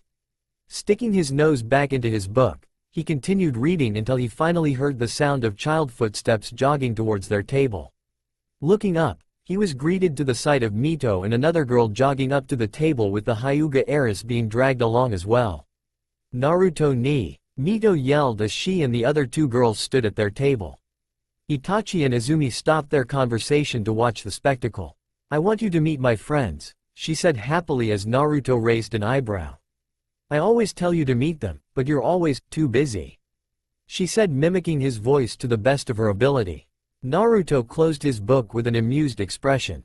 "Well, okay then," he said, sitting straighter in his seat. The pink-haired girl was the first to respond. "I'm Sakura Haruno," she said, extending her hand to the blonde. "It's nice to meet you. I hope you're better than that Baka Menma," she said with a grimace. Naruto smiled at the girl. "It is lovely to meet you, Sakura-san. I am Naruto," he said, disregarding her remark about his brother, chalking it up to her possibly being one of Menma's pranking victims. With that said, the group sat in silence, until Mito finally lost her patience. Come on Hinata, he won't bite," she said. Hinata slowly crept out from behind the red head. I'm Hinata, Hyuga," she said, saying her last name so low it was almost inaudible. Naruto extended his hand to her as well, which she took timidly. "It is an honor to meet you, Hinata-san," Naruto said with a reassuring smile that made her face heat up. "There," said Mito with a smile. "Now you know all my friends. Except for Ino. She went to the bathroom," she said, craning her head around the room, trying to spot the blonde. When she did, she quickly flagged her down. "Ino, over here." The whole group looked her way for a brief second before Mito began talking again. Ino's heart was racing sporadically as she made her way over to the table, much more Hinata-like than she was comfortable with. On her way, she quickly ripped the birthday hat off of her head, throwing it onto some nearby table as she fixed her hair. When she finally made it over, she waited for Mito to finish whatever rant she was on as she discreetly examined the boy that melted her confidence down without even knowing it. His eyes were locked onto Mito with a soft smile that she couldn't help but stare at. "And this," Mito began, breaking her from her daze, "is Ino, aka, the birthday girl." Pulling her hand from behind her back for the briefest of waves, not directed at any of the table's occupants, she whispered a quick, hey. That was so out of character for her. Mito looked at her strangely. "Oh, so, you're the birthday girl?" Izumi asked in apparent excitement, in which Ino nodded at. "That's so cute," she said, gushing at the innocence of the blonde. In other words, demeaning her age considerably. "How old are you?" Clearing her throat so that she didn't stutter, she answered. 10. "Well, happy birthday," Izumi said kindly with a smile. "I too wish you a happy birthday," Itachi added. Ino threw the two a quick, "Thank you," as she tucked her bang behind her ear. "Ino," said Mito, grabbing her attention. She looked over at her, seeing she was gesturing towards Naruto. "This is my brother Naruto." Naruto was already reaching forward to shake the girl's hand. "It is very nice to." His statement stopped there as his nearly empty cup of water was now running down his leg, having been knocked down by the very shaky-handed girl. "Oh no," Ino said in worry. "I am so sorry." Luckily the cup wasn't full, so there wasn't much of it. Naruto simply waved her off. "It is quite alright. It was only a bit of water. No harm done," he said, extending his hand again. Ino reached a lot more gently this time as to not embarrass herself further. "I wish you a very happy birthday, Ino-san. If I am not mistaken, it would seem your father is preparing to leave," he said, giving her an escape. She looked over to see him paying the bill. Quickly she bid the group bye as a whole and ran for him. Mito just raised her eyebrow at the strange occurrence. She had never seen the blonde act like that. "Huh, weird," she whispered to herself. 3 years later, Perched in a tree, an Anbu member looked into the window of a secluded house. The rain above doing well at muffling the screaming from within. His form was completely hidden within the shadow of the top of the tree above him, only being illuminated briefly by the flashes of lightning that struck sporadically. In his hand, his black sword held in a reverse grip. The Anbu watched the men guarding the house walk along a very strict pattern, not bothered by the rain in the slightest. Their weapons lazily held at the ready for anyone foolish enough to attack. They had no idea that their death was a mere 10 feet away, shifting his feet ready to pounce. When he did, they were gone before they even knew it. He went for the nearest guy first, slicing his throat before grabbing his body, laying him down gently. Then, he jumped up to the ledge the other was on. The guard was a ways away when he turned around. It was right at that moment that a flash of lightning hit, illuminating the Anbu's form and the sword flying at his head for a brief second. The very last thing he would see. The Anbu ran by, ripping his sword from the man's head before jumping feet first into the tiny window that he barely made it through. When he landed, he realized how lucky he was, as a guard had just passed by not 5 seconds before he jumped in and was already walking away. He snuck up behind him and snapped his neck in one clean motion.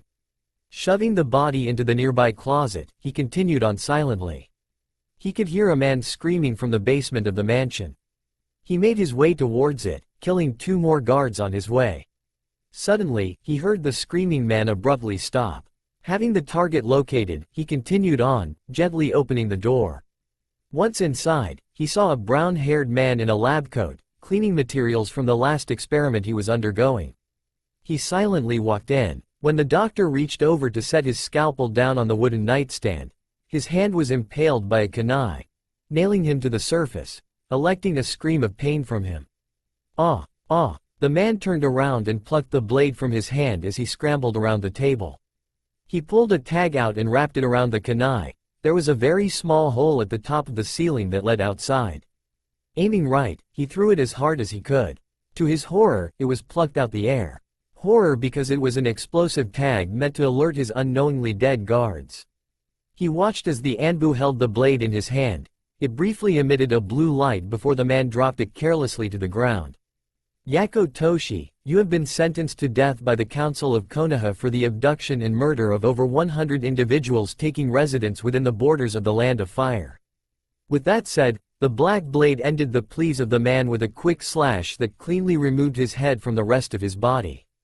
With his mission completed, the Anbu left the mansion and took to the trees, leaving no trace of him being there other than a few dead bodies that were set aflame. Break. Hours later, the Anbu agent stood in front of his locker, stripping his armor from his body. The last thing he removed was his mask. He now stood in his street clothes, a set that hadn't changed since he was young. Black t-shirt, black pants, and black sandals with his necklace dangling in the middle of his chest. Exhaustion in his eyes and a sore body to go along with it, he shut his locker. Walking out of the locker room, the 17-year-old trudged through the gray hall down until he reached the head commander's quarters, where he was told to go when he returned. Wordlessly, he knocked on the door awaiting the command to enter. When the voice called out to him, he opened the door and slowly walked in. He took a seat in the chair opposite the man across the desk.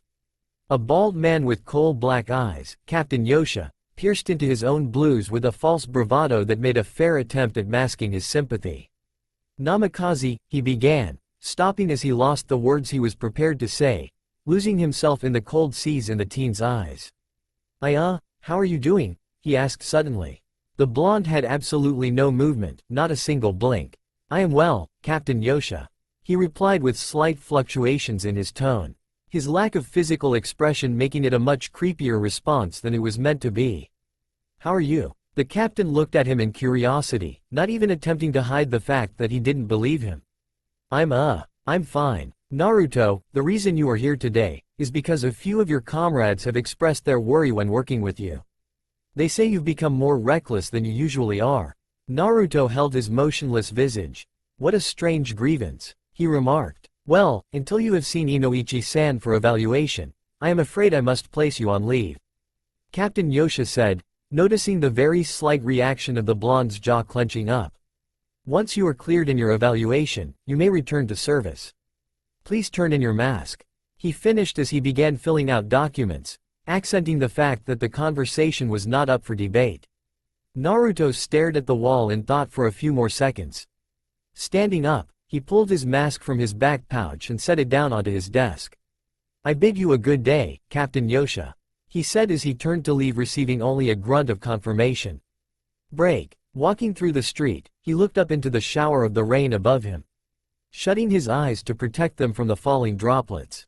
Hands in his pockets and no destination in mind, he strolled along in silence. Nothing to distract himself. It was another day of feeling absolutely exhausted. Feeling undeniably drained, yet being unable to keep himself from doing something, anything that could cloud his mind. The past 3 years were the most eventful years of his life. It was expected, however, as his family was very unique. Mito and Menma becoming genin last year seemed to be where it started. They were thrown on a team with Sasuke, of course, and were handed over to Kakashi. Their rookie class became renowned among the village just a few months ago due to their performance within the Chunin exams. The event went off without a hitch and came down, surprisingly, to some extremely great matches during the semifinals. Eventually, his brother claimed victory over the entire competition. Aside from that, the kids always seemed to find themselves in some very interesting altercations. From fending off a ranked ninja to saving important individuals, the list went on and on.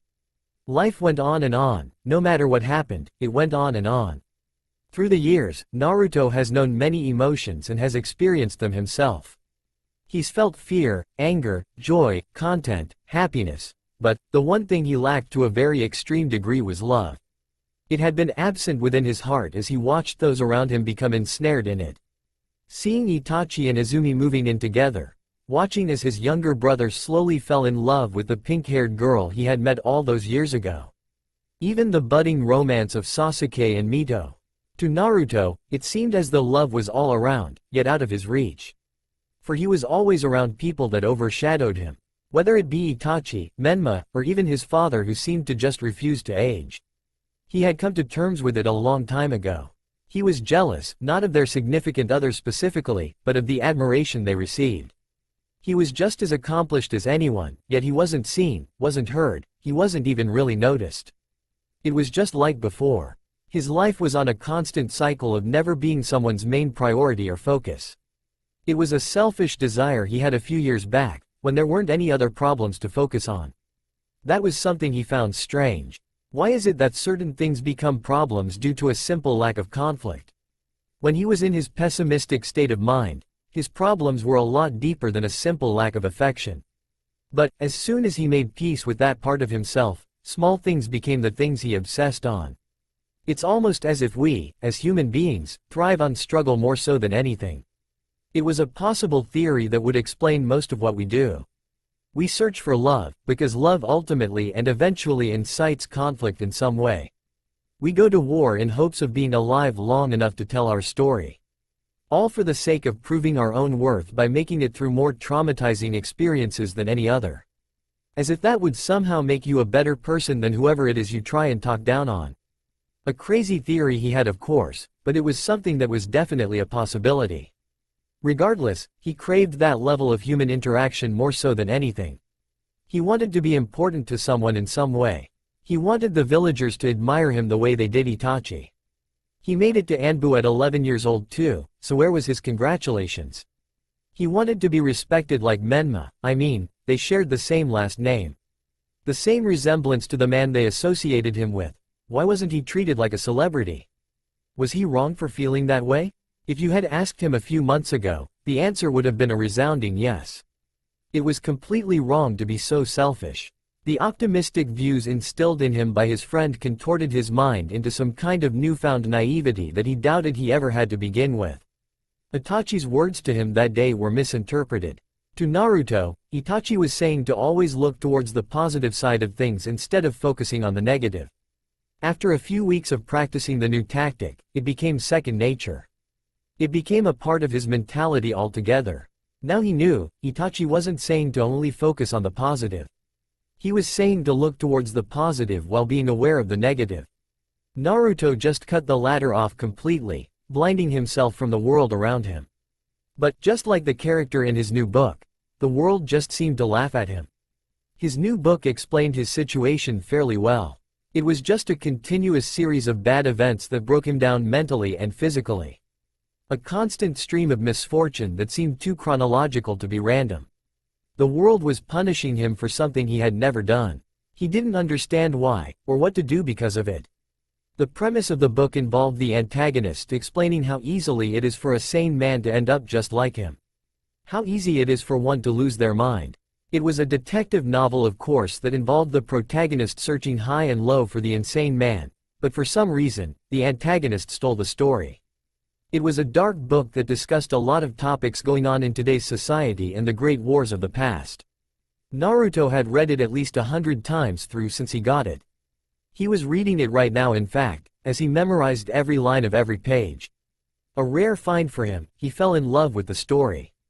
Stopping at last, he was in front of the interrogation building, which is where the psychological evaluations were also underwent. He trudged into the building, not worried about the wet state of his clothes as he noticed the ground was wet regardless. He walked through the building until he reached the office of the head psychiatric doctor, Inoichi Yamanaka. He knocked on the door. Hearing the muffled, "Enter," from inside, he opened the door. Inoichi was finishing paperwork, until he glanced up quickly to see the blonde. "Ah, Naruto," he said, finishing the document. Naruto took a seat in the chair in front of his desk. Just as he had earlier that morning, he waited patiently, motionlessly.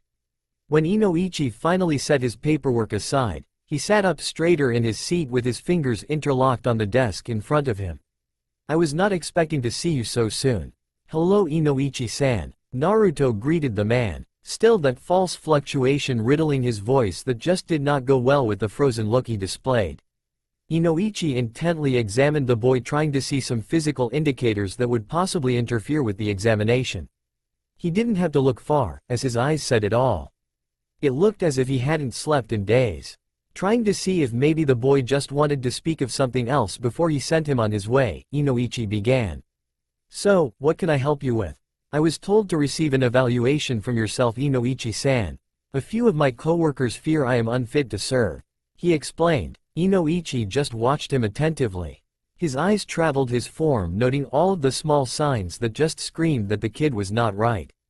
Nodding his head slowly, Inoichi pulled his documents back to the center of his desk. "Well, I am very sorry to say, but I cannot give you a proper evaluation. You are too tired for it to be an accurate assumption. What do you say you come back next week, and we'll do it then?" "I am fine, Inoichi-san," Naruto said in hopes of changing his mind. Inoichi nodded as he went back to signing documents. "I am sure. We'll find out next week." Days later, he laid in his bedroom, staring at his ceiling from the surface of his bed. The last few days melded together, becoming essentially the same day. He hadn't left his apartment since leaving Inoichi's office that night. There was nowhere to go.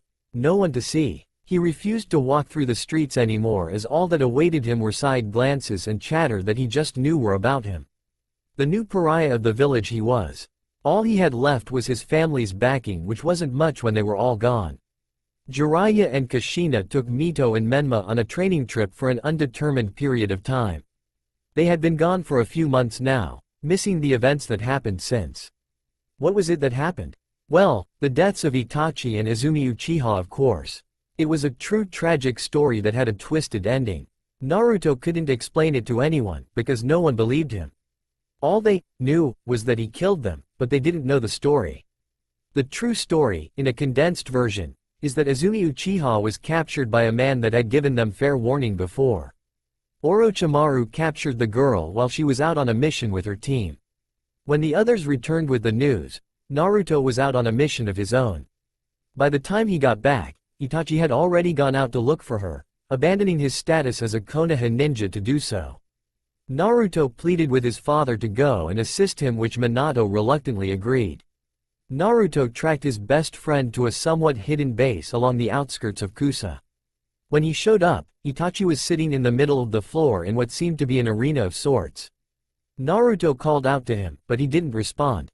Instantly, he knew something was happening. Itachi turned on him and attacked him out of the blue. He wouldn't explain why, he just began attacking. Naruto adamantly tried to explain that he wasn't there to take him back. He tried to explain that he was there to help, but Itachi continued attacking him with the clear intent to kill. They battled for hours on end with Naruto trying all he could to calm his friend down. In their hour-long battle, Itachi told Naruto of the circumstances set for him by the snake Sannin. He gave him an ultimatum, either kill Naruto Namikaze, or he would kill Izumi. Naruto nearly convinced him that if they were to work together, they could kill the snake and save her. But, as luck would have it, Orochimaru showed up with a knife to the girl's throat. Itachi realized there was no chance of saving her other than doing as the man said and ending his friend's life. With a heavy heart set in stone, he continued the battle. Izumi's pleading in the background held most of his attention. The battle could have gone on forever with Naruto just dodging Itachi's attacks. Naruto at first thought it was a poor plan by the snake for the simple fact that he held no leverage over him. What drove the point home that this was supposed to be a deathmatch is the next person he brought out. A bound and gagged Mito with tears streaming down her face. Immediately, Naruto wondered how in the hell the slithery man could have gotten his hands on her. He at first tried to rush the snake to get her back. In doing so, a barrier shot up around the room, officially setting the arena as the snake kicked his feet up to watch the spectacular battle that was bound to happen. A spectacular battle it was. The two held nothing back as they fought for their hearts. Influenced by the wails of crying coming from the two girls to save them. Eventually Naruto got the upper hand and was able to kill his friend. The last thing Itachi saw before he died was Izumi's throat being slit.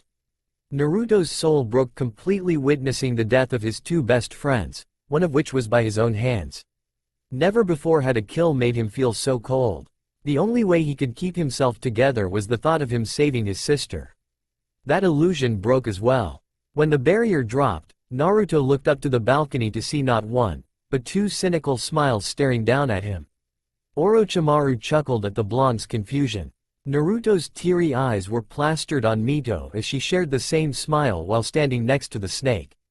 To his shock and horror, her appearance changed into a man he read about in the bingo books. Not famously known, but an ability very impressive. 100 transformation, Kazan. Orochimaru and his associate escaped before the barrier fell. By the time it did, the heartbroken Naruto had no will or strength left to search for the duo. Instead, he carried the bodies of his friends all the way back to the village. Upon arrival, the people mourned the death of the village-famous couple.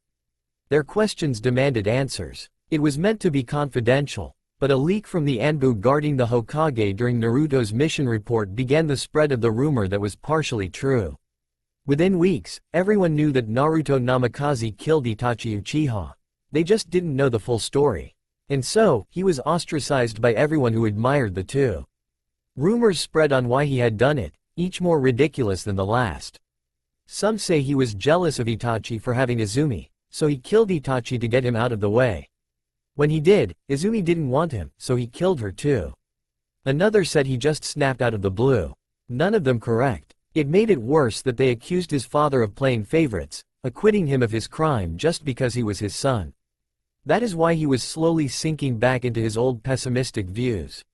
His hope for the world slowly reduced to nothingness. His will to live, carrying the fact that he killed his best friend, dwindled completely. There was no light in this world anymore. Not for him anyways. The lack of missions was making it worse. He had been taking them one after the other just to keep his mind busy with the added benefit of avoiding the hateful gazes he received every day. The world was laughing at him. Every chance it got, it kicked the shit out of him with no mercy. What did he do? Well, he didn't know what he could do yet. It hadn't gotten to the point in which he felt he had to do something. No, he would wait it out with a sliver of his previous naive hope that it may get better sometime soon. He just had to wait. In his bed is where he would do so. Staring at the white ceiling above him, watching as it melded seamlessly through the colors of the daylight and eventually the moonlight, day after day. Sitting in his office rubbing his temples, Minato signed another document. The recent years weighing on his mind heavily. The stress of everyone everywhere begging him to do something about one thing or another was eating him alive. He didn't know who to listen to. The council was the worst as of recent. The latest tragedy of Itachi Uchiha's death was at the center of most of it, and consequently, so was his son. They demanded his head. Even as Minato explained that Naruto's action was within law, as Itachi was essentially a nuke ninja, they refused to hear it. They wanted vengeance for the loss of Konoha's #1 ninja. They wanted him to pay for his crime, which Minato adamantly refused. He would not kill his own son for something he would have done had he been the one to go.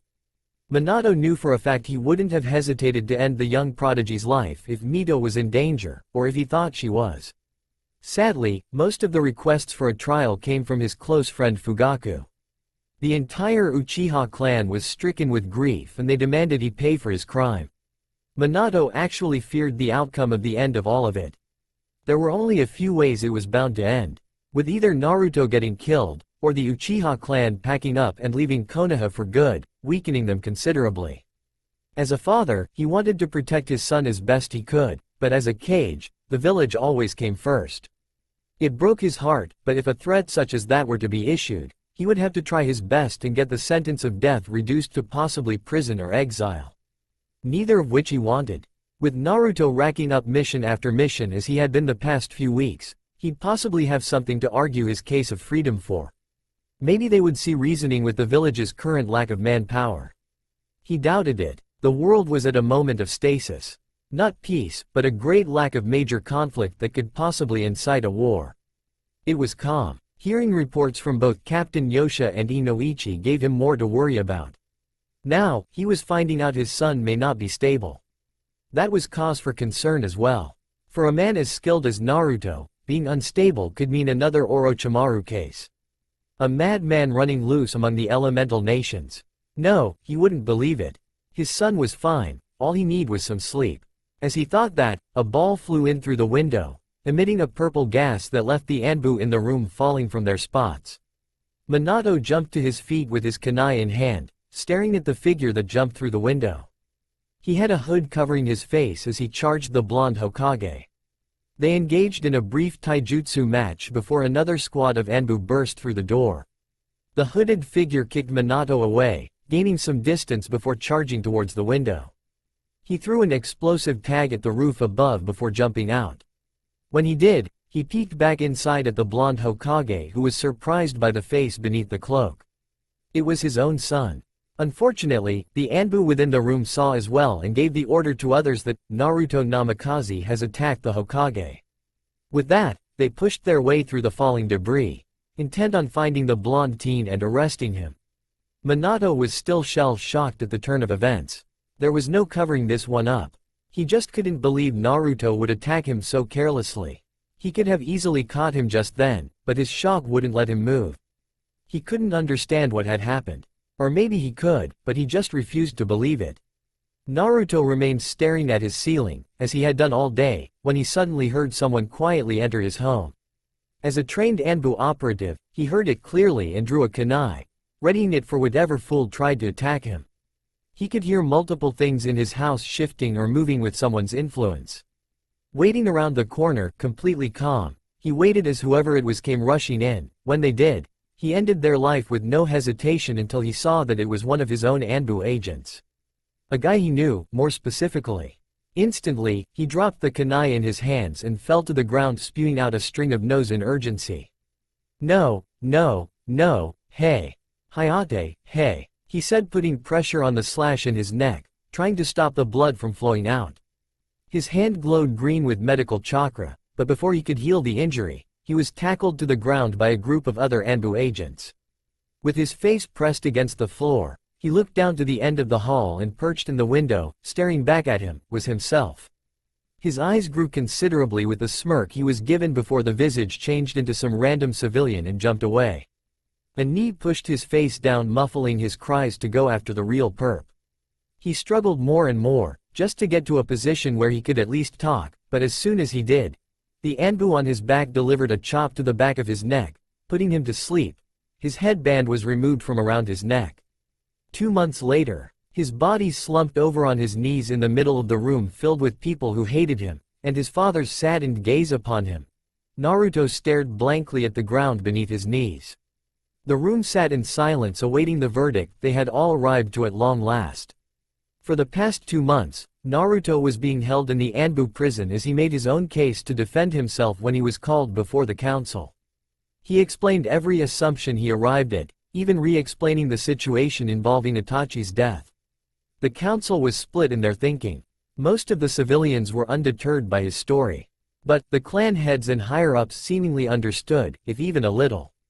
Understanding and forgiving were different things as explained by Fugaku. When he explained what he believed happened the night he was being charged for, he told them of seeing 100 transformation, Kazan fleeing the scene while he was being detained. The one thing he couldn't explain was the man's motive. The only possible answer he had was that the man was possibly intent on ruining his life. The council would not accept such a runaround excuse, so his only possible explanation was seen as unreliable. Now, they just waited for the inevitable sentencing. Minato stood to his feet, no attempt at masking the pain of his duty. Naruto Namikaze, for the crime of attempted murder against your cage, and the murder of a fellow Konoha shinobi, you have been sentenced to life in prison. His voice grew softer and softer as he spoke. Even when all was said and done, the room remained completely silent. I am so sorry, son. The only sound now was the clanking of Naruto's shackles as he was being hauled off by two of the Anbu guards. This time, to the real prison. 1 month later. 1 month. One hellish month that fell into a new cycle that was far less than favorable. It couldn't have been helped, however, as the prison was run by his biggest fans, the Uchiha clan. With the testament of what happened the day of Itachi's death directly to Fugaku's face, he had hoped it would be enough to at least make peace, but the past few weeks told him otherwise. His first night there was the loneliest he had ever been. He wasn't placed with the other prisoners immediately. Instead, he was taken to one of the abandoned divisions in the lower levels. It was there that the guards felt he needed to be taught a lesson. Sure, he could have fought back and probably killed them, but he figured there was no point. It would do him no good anyways. They beat him severely for the first few days, taking turns venting their frustrations out and getting revenge for their fallen clan prodigy. His daily torture was only accented by the lack of proper treatment and bare essentials. He was given one very unfavorable meal a day, water twice a day, and a shower that could not be used.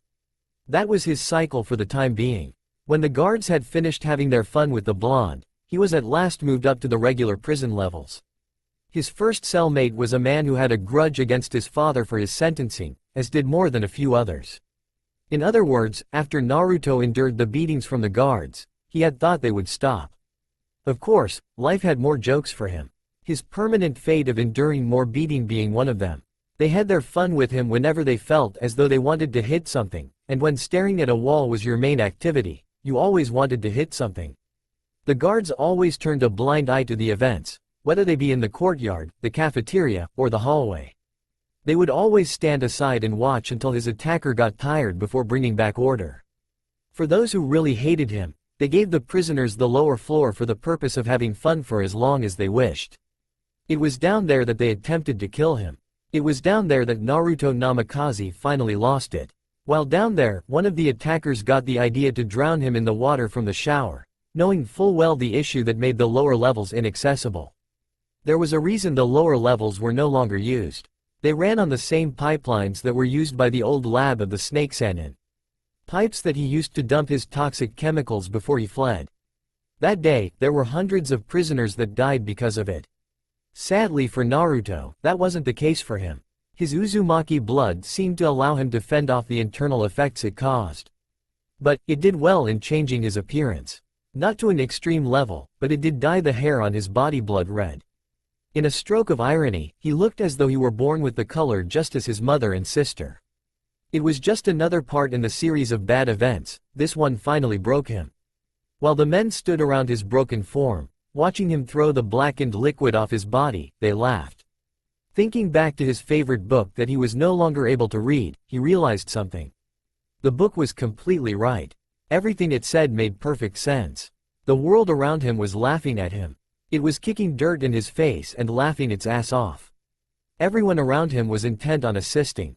They were quick to notice him when he did something bad, but when he tried to play the hero and just be a morally correct person, he was forgotten about. No matter what he did, he was overlooked as if he belonged in non-existence. It was at that moment, as he kneeled on the floor with his skin burning, and black liquid still pouring out of his eyes, ears, mouth, and nose. He pushed his hands through his newly red hair, still covered in the murky black liquid, holding his hair to his head, and he laughed. He cackled like a man possessed, freezing the surrounding men almost instantly. They watched him laugh at absolute silence. One of them, who felt brave enough from kicking his ass all day, stepped up with the plan of delivering another kick to his face. When his leg came within range, Naruto grabbed his ankle in an iron grip, clamping down harder and harder. He was no longer laughing. With a violent jerk of his wrist, he broke the man's leg. The man's screaming is all that broke the silence of the barren prison chamber. The 4 remaining men got into fighting stances, seeing that he was finally planning on fighting back. Only one of them was smiling, as he was an Anbu agent himself and felt that he could take him. The others weren't so sure, 2 of them barely reaching the rank of Chunin and one of them barely making genin. Naruto stood up with his back to the group, not affected in the slightest by the man screaming bloody murder next to him, trying to crawl away. He was still casually wiping the black water off his body. Pulling a strand of hair down, he examined how blood-red it was. "Huh," he admired. "That is uncanny, hee-ha-ha-ha," he said with a gassed-out chuckle that did little to settle their nerves. The former Anbu commander was tired of the anticipation. Now was his best chance to attack. He leapt forward, intent on delivering a kick to his back. Naruto sidestepped the attack and grabbed the off-balanced man in a choke hold. Without a moment's hesitation, he snapped his neck with a nauseating cracking sound. When he dropped the body to the ground, the other 2 lost faith in their chances of defeating him. Their only chance was to make a run for the door to get the attention of a guard. When they took off running, Naruto slowly turned around and began walking their way. Passing by the whimpering man with the freshly broken leg, he stepped on his injured appendage, inciting another hell-curdling scream from him. "Don't go too far now. I'll be right back, hee-ha-ha-ha." The 2 men made it to the metal door and began beating on it repeatedly, begging for someone to open the door. The guard that was usually at the top of the stairs wasn't there this time. Turning around, they saw the red-haired teen, still partially covered in the black water, casually strolling their way. In urgency, they began hitting it harder and harder, trying to break the door down. Naruto strolled towards the 2 in apparent amusement. A small grin plastered on his lips and an intense look in his eyes. Watching the 2 men fight for their lives was amusing him in some sick way. Even more so when they turned to face him. Resolve in their eyes and a will to live, they charged, one after the other, and died in the same order. With those 2 handled, he casually walked back to the last man standing, well, crawling. The man was still on the floor with his head tucked against his forearms and his body trembling. Naruto grabbed the man by his broken leg and swung him around until his body crashed into one of the cell doors. His fit of screaming tuned up to another level completely. Naruto squatted down to gaze into his eyes. In doing so, the man tried to throw a swing at him. Naruto caught his fist with his left hand and with his right, jabbed him in the bicep. When that appendage dropped lifeless, the man pulled the shank he was hiding up his left sleeve and slashed at him. Naruto easily disarmed him, disabling that arm as well. The man regretted his actions almost immediately as he watched the blonde twirl it in his hands, examining its quality. "Huh, you brought me a toy," he said, taking the blade in his hand. When he suddenly stopped, the man looked him in the eye with more fear than he was expecting. Naruto's visage became softer, almost sincere. "What's wrong? You were laughing at me just a moment ago," he said. "You don't look good with a frown, let me fix that." "Hey, ha ha ha." Grabbing the man by his hair, he stuck the blade in his mouth and gave him a partial Glasgow smile. "There, now even in your grave, you'll be smiling." With that, he slit his throat and watched the blood pour out in a steady stream. Then, he sat there in the middle of his heinous crime and waited patiently for the guards to return to 5 dead prisoners and a new man, laughing at the ironic turn of events. Marking this day as the day he finally lost his mind, and lost himself. The day he simply laughed back. There was no longer a Naruto Namikaze. That boy was gone. Now, all that remained was no one. 1 year later, on the 3rd floor of the Konoha maximum security prison, 3 men struggled down the hall, passing cage after cage of men who earned a rightful place within the establishment. One a skinny brown-haired man dressed in his orange jumpsuit, the other 2 Uchiha guards pushing him along, struggling the whole way. The prisoner looked absolutely terrified, begging the guards desperately to not force him to go wherever they were taking him. He did everything he could to prevent his movement, dropping down to the ground, pushing his feet against the rails and indentions of the walls on the way by. The men within their cells that watched him pass by chuckled and threw out words of false encouragement that only increased his fear. "Oh, come on. Please," he yelled, trying his hardest to push back against the two men. "Cammy, please, I beg you." His pleas fell on deaf ears as they dragged him away, towards the very last cell that had 3 empty cells next to it. The man even begged to be put into one of those, but they had their orders and stuck to them, throwing him into the cell and shutting him in. The man quickly got to his feet and ran for the cage, trying to throw it open before the guard locked it. "No, please," he said, grabbing onto the bars as they walked away. Soon, he was left there, left to hear nothing but the chatter of the other prisoners in the distance. He refused to turn around as fear racked his entire body. From behind him, he could hear tapping. Following the advice given to him before he was brought in, he tried not to make a single sound. The shaking of his lip was allowing the smallest of whimpers to escape his mouth. That's what he focused on for the time being. His heart skipped a beat when he heard a whistle that was clearly intended to get his attention. His mind was ripping itself in half trying to weigh his odds. If he didn't turn around, he'd be disrespecting him, but if he did, well, they had only heard stories. Figuring he'd have to face his fears at some point, he turned around timidly. The cell had the basic layout the rest of them did, with a bunk bed off to the right side, a toilet sitting in the back left corner, a sink against the back wall, and a small table and chairs bolted to the floor in the middle. In the seat facing him, his new red-headed cellmate sat, holding a deck of cards that he tapped on the table portentously in rhythms of 3. A very intense look in his eye that was directed solely at the skinny man standing in front of him, stalking him as if he were the most interesting thing to him at that moment. "Hello," he called out lowly. "Looks like we're cellmates now." The man tried his hardest to clench his trembling lip as tight as he could. His hands were held protectively against his chest and his eyes refused to meet the steely gaze of the redhead. Forcing himself to reply, he whispered out, "Seemed like it." His tone was riddled with so much fear, he berated himself for even trying. The redhead smiled at him. "Hey, would you like to be my friend?" The council chamber was once again filled to the brim with people that at this point were becoming very annoyed with the case they were discussing, the case of the sentencing of Naruto Namikaze. His enraged family brought the case up every month since their return with new arguments and questions. Minato continued bringing the case to the floor as it was his decision which trials they discussed each time they got together. With their society being a militaristic dictatorship, they could not speak out against his ruling, excluding special cases such as a shinobi's imprisonment, which was the current issue.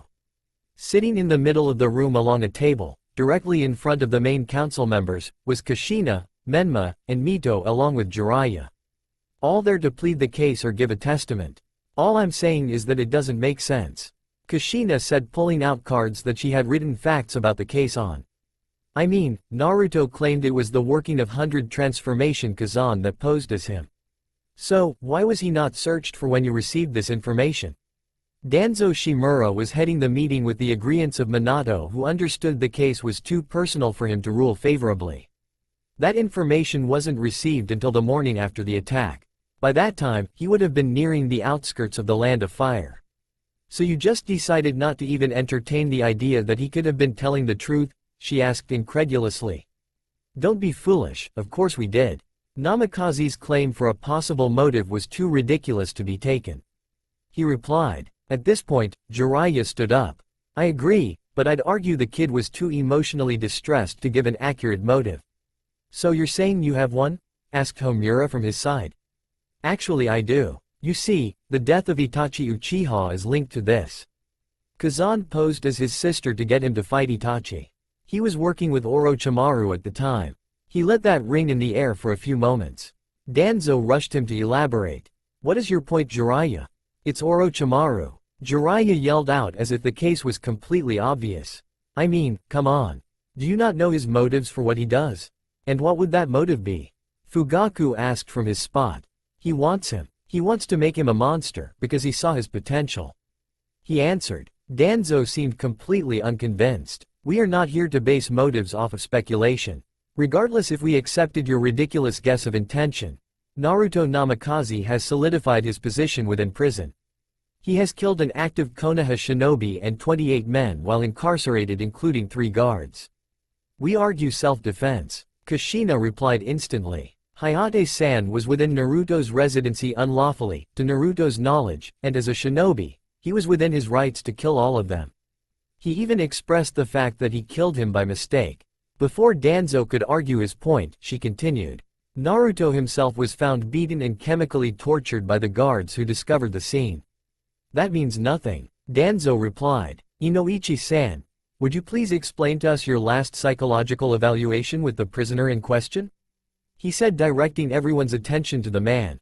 Inoichi shifted in his seat a little, feeling uneasy about incriminating the son of his friends. My evaluation with Naruto Namikaze was quite informative, he said, coughing into his hand. He was very unhinged, if I were to describe it. His topics bounced around sporadically. His personality shifted completely from when I had last spoken to him. Do not beat around the bush, Inoichi. Danzo demanded. Tell them what you told me. They need to hear it. Inoichi cursed the man. He looked down into the eyes of the man's family in sympathy.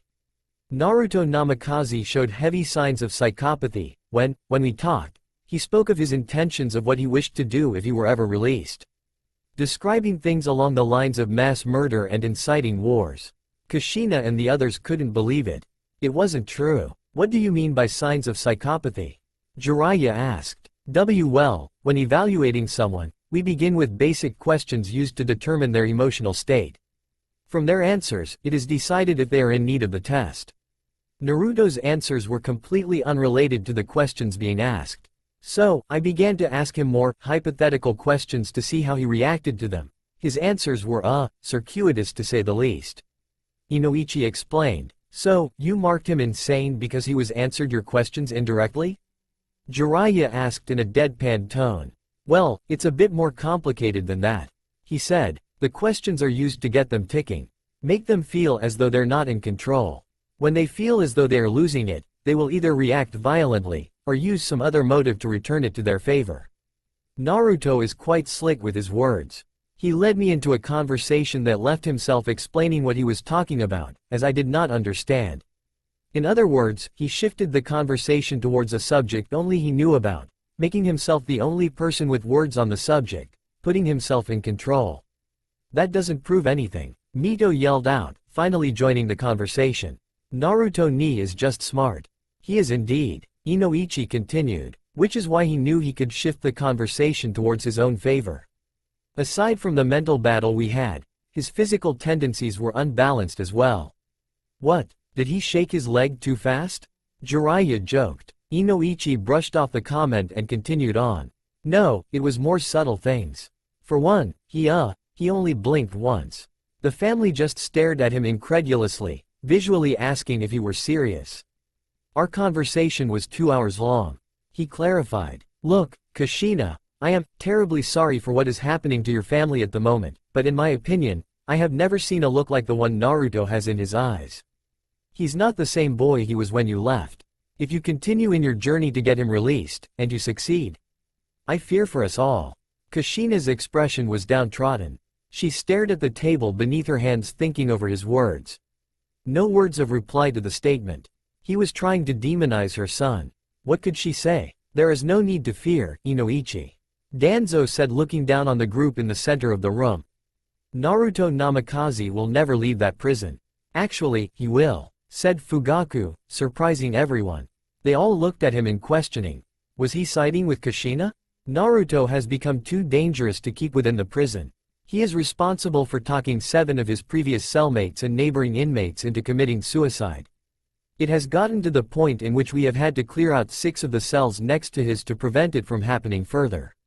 With the overcrowding state the prison is in currently, you can see how that is a problem.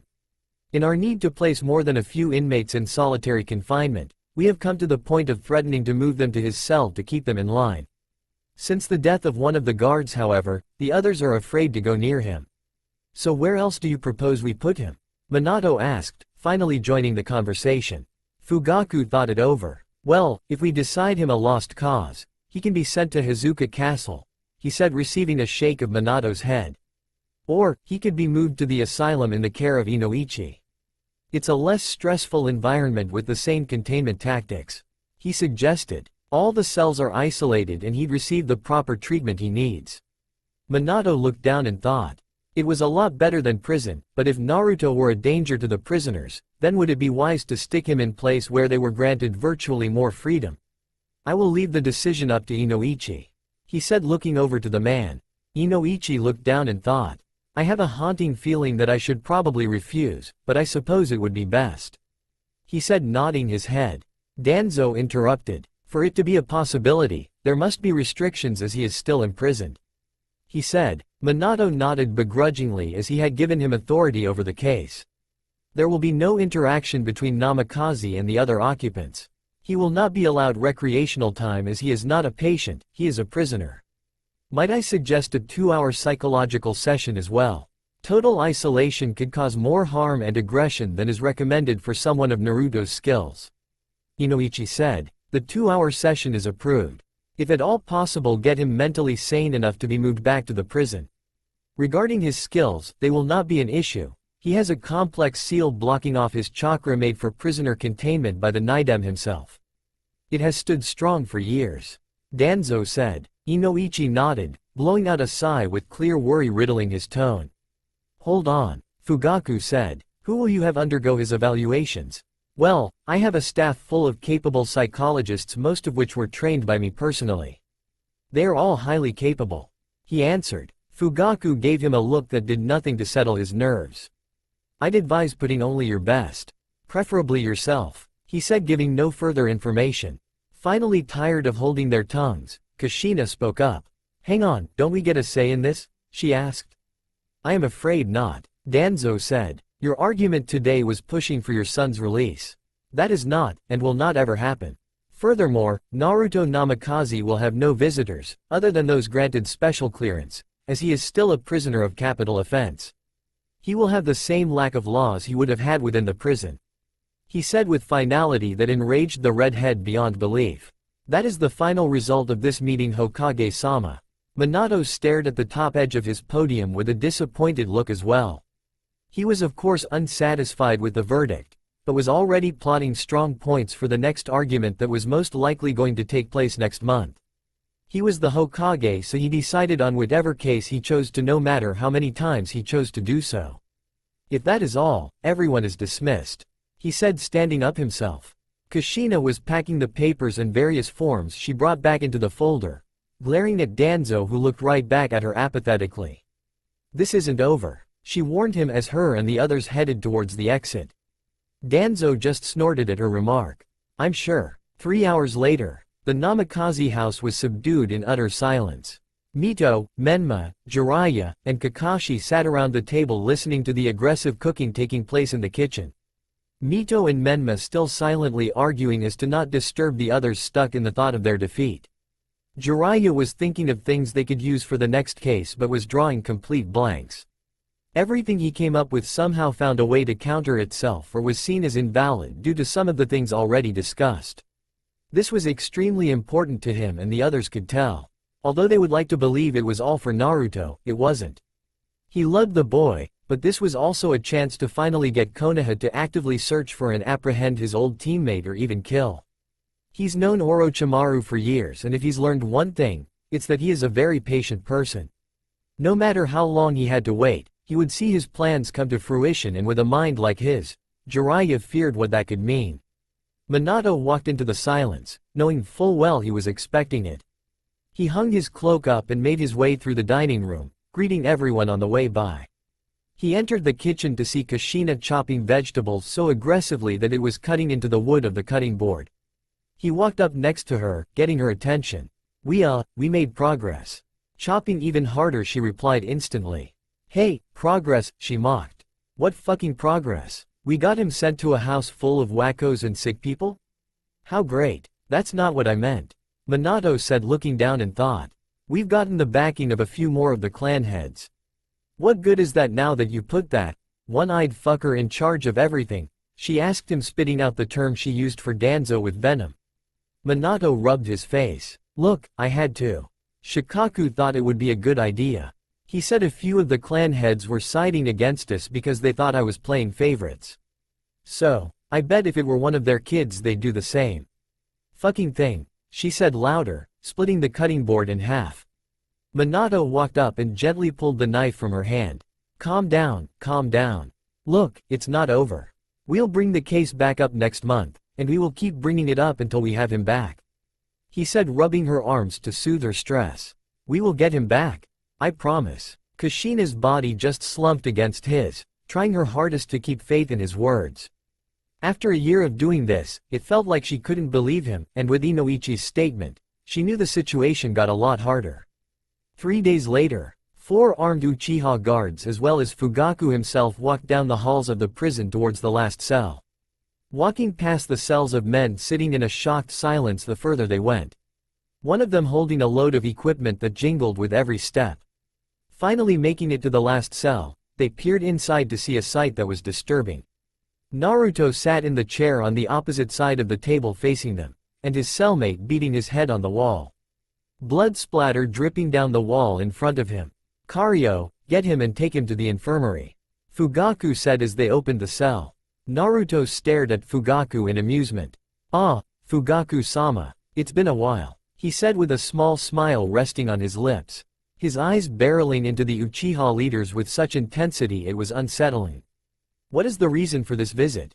He asked him casually. Fugaku and the others stepped into the cell. The one with the equipment timidly walked around the table and got behind the redhead, pulling him to his feet. You are being moved to the asylum as you have become too dangerous to remain in this prison. Fugaku explained. While there, you will have the same lack of rights you have here. He said, repeating the words of Danzo.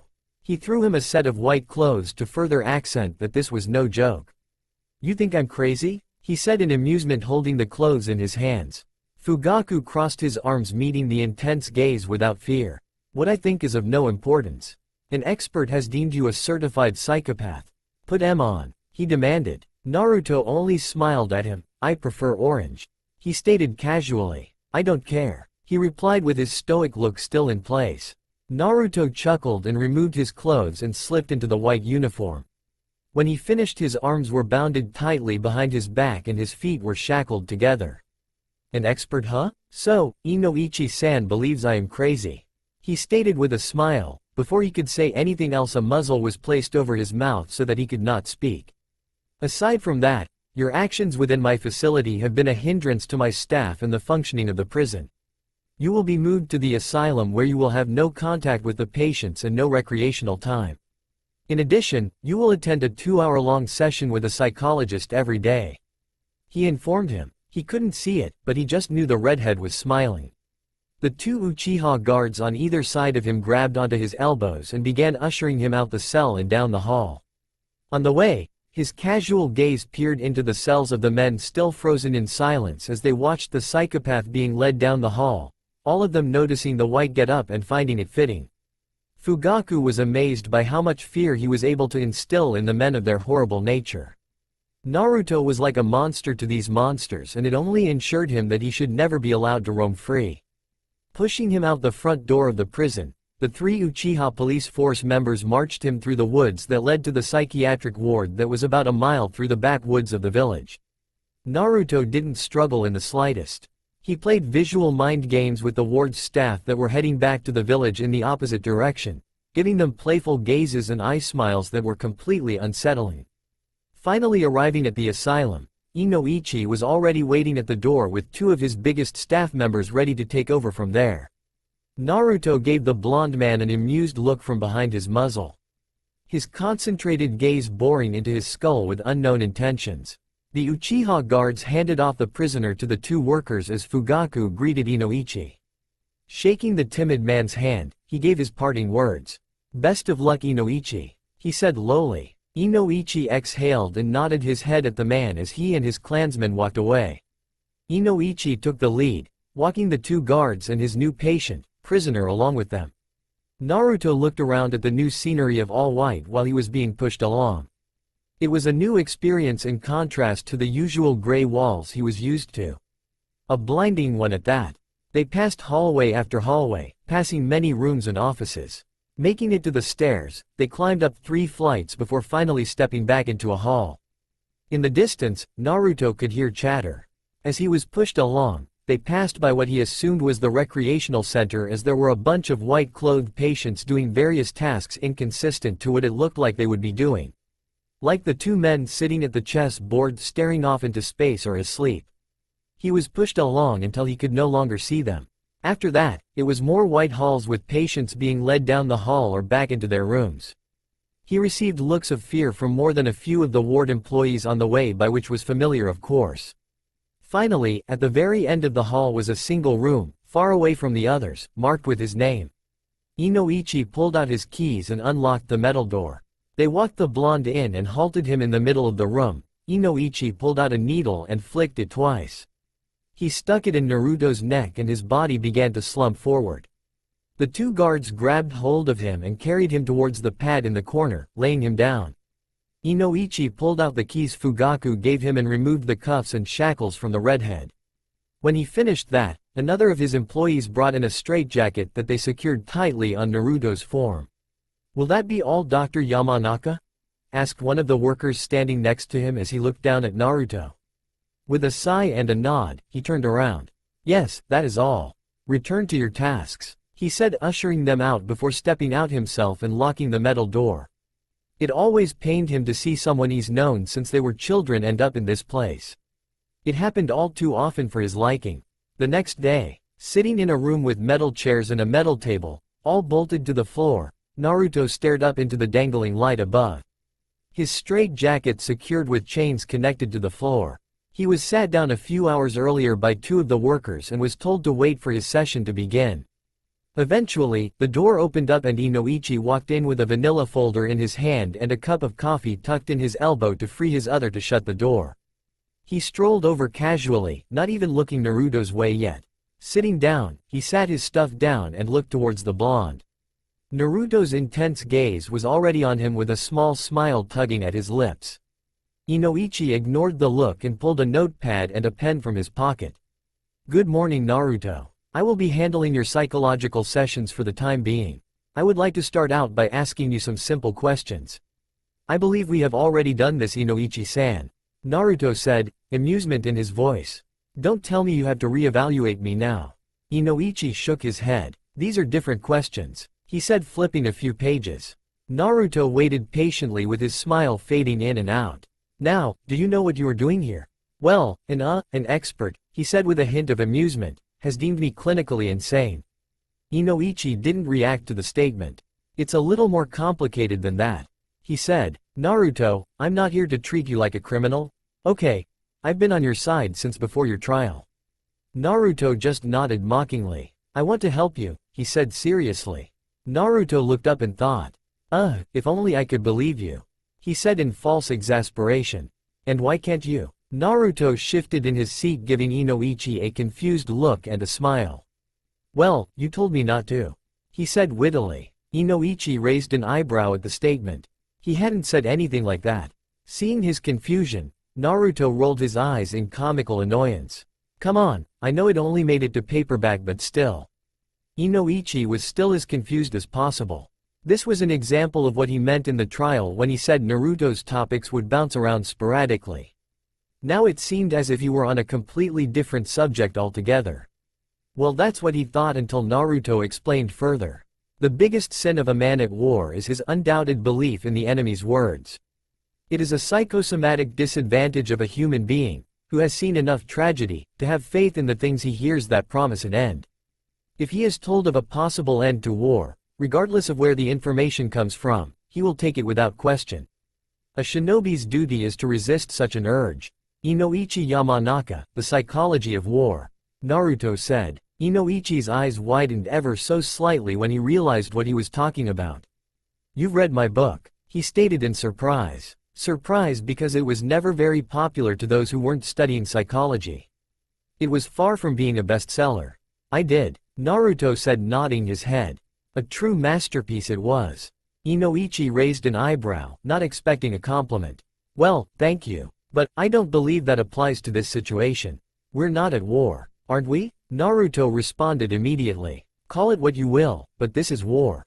Two sides facing off in a battle to gain the upper hand or maintain it. That is the goal here, right?" he asked, upholding that same unsettling eye contact. I mean, your expert evaluation of me is that I am a psychopath. Someone who loves being in control.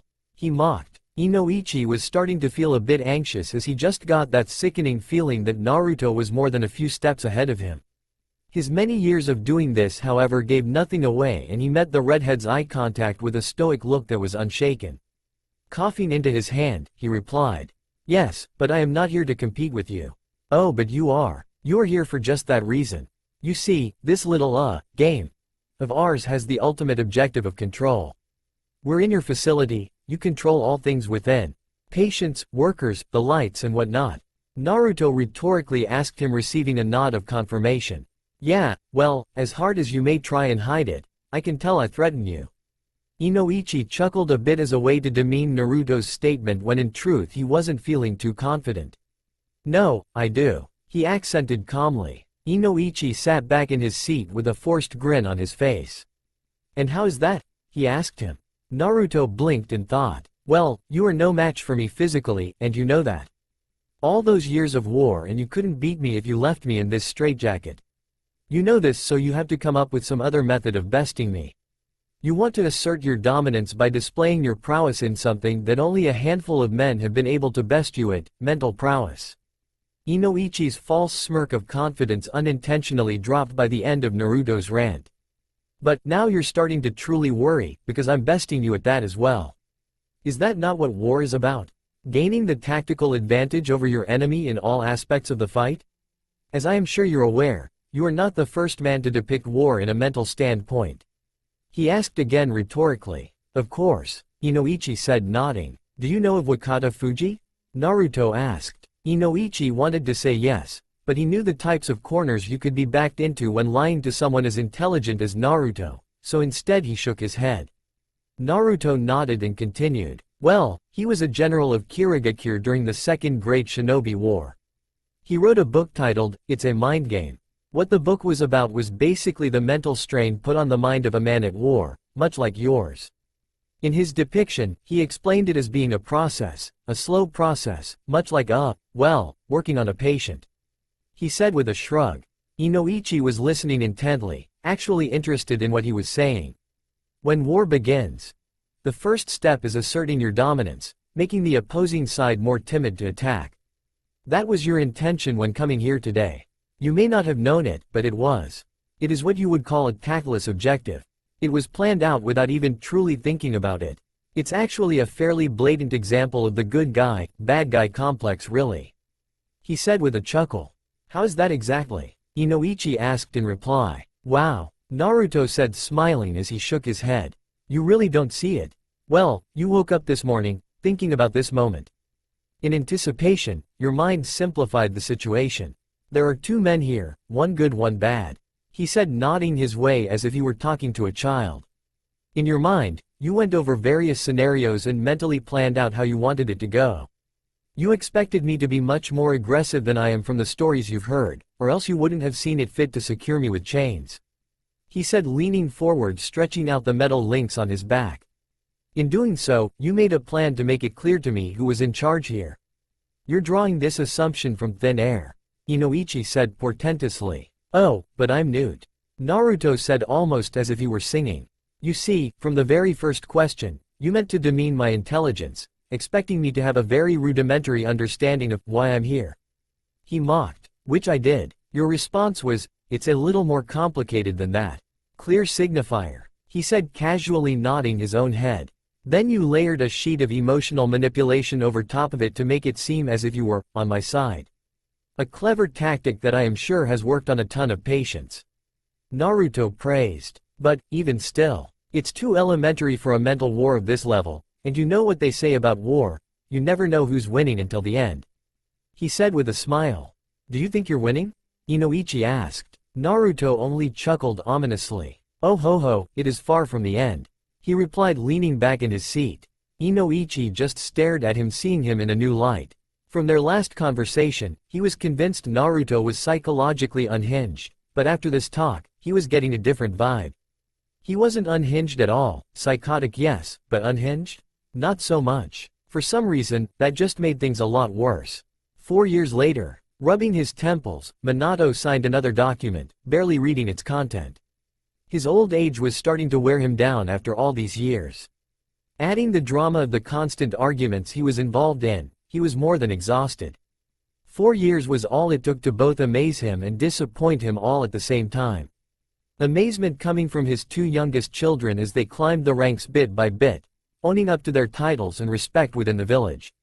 They turned 18 a few months ago, which really made him realize how fast time was going by. It was like he blinked and they were fully grown and moving on with their lives. Years of fighting for their brother's freedom alongside their mother had eaten up the remainder of their youth. Oh yes, Naruto was still locked within the asylum, now with no possible way of getting out. A bitter pill that they all had to swallow.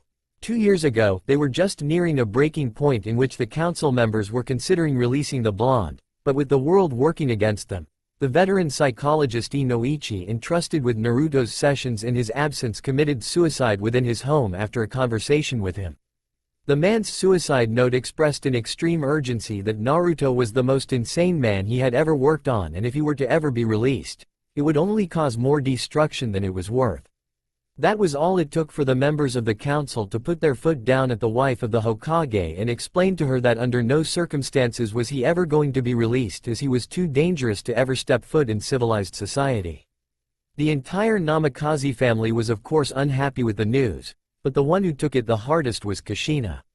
Mainly due to the events that happened after the council gave her that ultimatum. She agreed she would not bring the trial up again if she got to see him one last time. They agreed to her request and she went the next morning. When she got there and signed in, giddy and heartbroken about seeing her son for the first time in years, but the last time forever. What broke her here completely was when Inoichi told her he wasn't taking visitors. When she demanded that it was an order from the council to let her see him, Inoichi clarified he knew as he was there too. Restating his previous statement, he told her Naruto refused to see her. Kushina at that moment knew without a doubt she was a failure as a mother.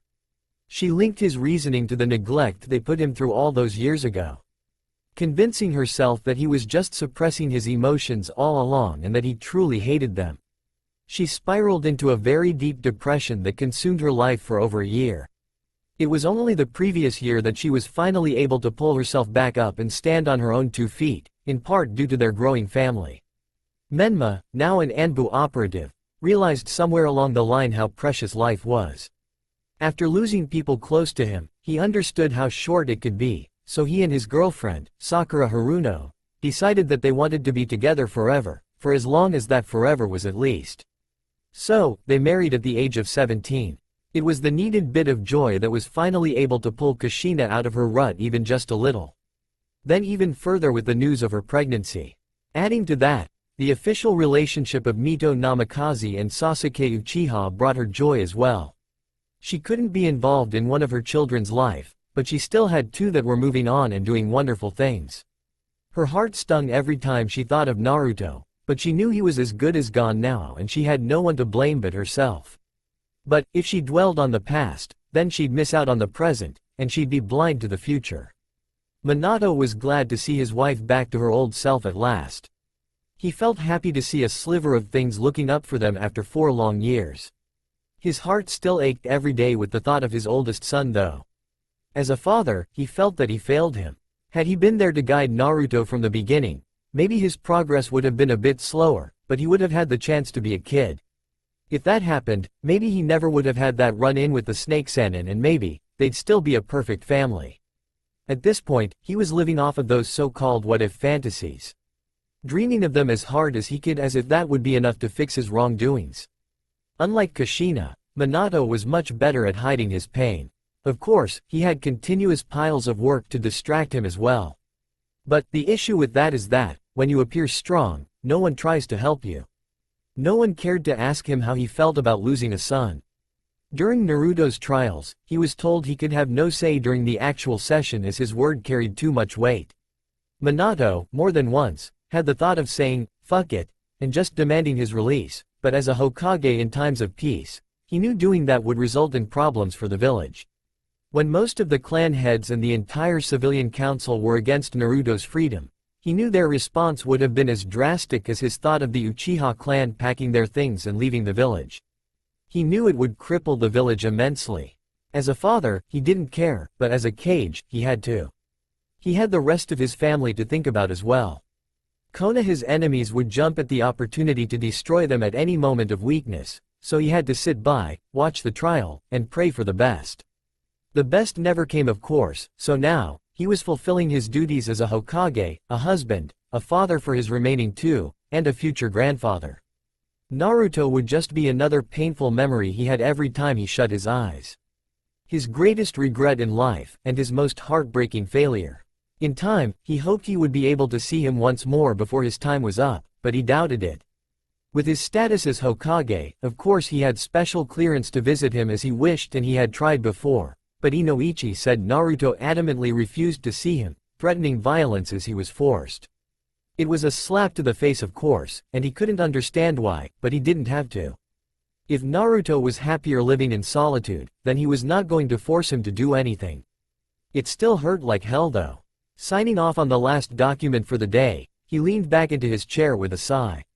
Rolling out his neck, he turned his seat around to look out at the night sky, losing himself in thought. Thoughts of finally retiring so that he could finally spend some time with his family. It seemed all of his peers were doing so nowadays. Shikaku, Inoichi, and hell, even Fugaku was getting ready to pass the strings over to Sasuke. But, he wasn't ready to hand the hat down to his son just yet. In other words, Menma wasn't ready. He had just made it into Anbu last year, so he was still learning how to follow orders. He was a long ways away from giving them though. Maybe Kakashi, he thought with a chuckle, mentally imagining the silver-haired Jonin's protests. Sighing in content one last time, he got to his feet and left his office for the night. Ready to get home to his wife, and put his worried mind at ease. The asylum, still drenched in its white interior design, was seeing the most excitement it had all day as Ino Yamanaka, the 18-year-old doctor, a chip off the old block from her father, stood at the front desk requesting another patient. The skinny man behind it adamantly trying to tell her there were no more as they were all booked. "There is no freaking way," she yelled out incredulously. The man shook his head somberly. "I am truly sorry, Dr. Yamanaka, but they were all cleaned out this morning. Ibiki-san made sure they were all dealt with for the coming month. That's all for now. If you enjoy, then please like, share and do comments.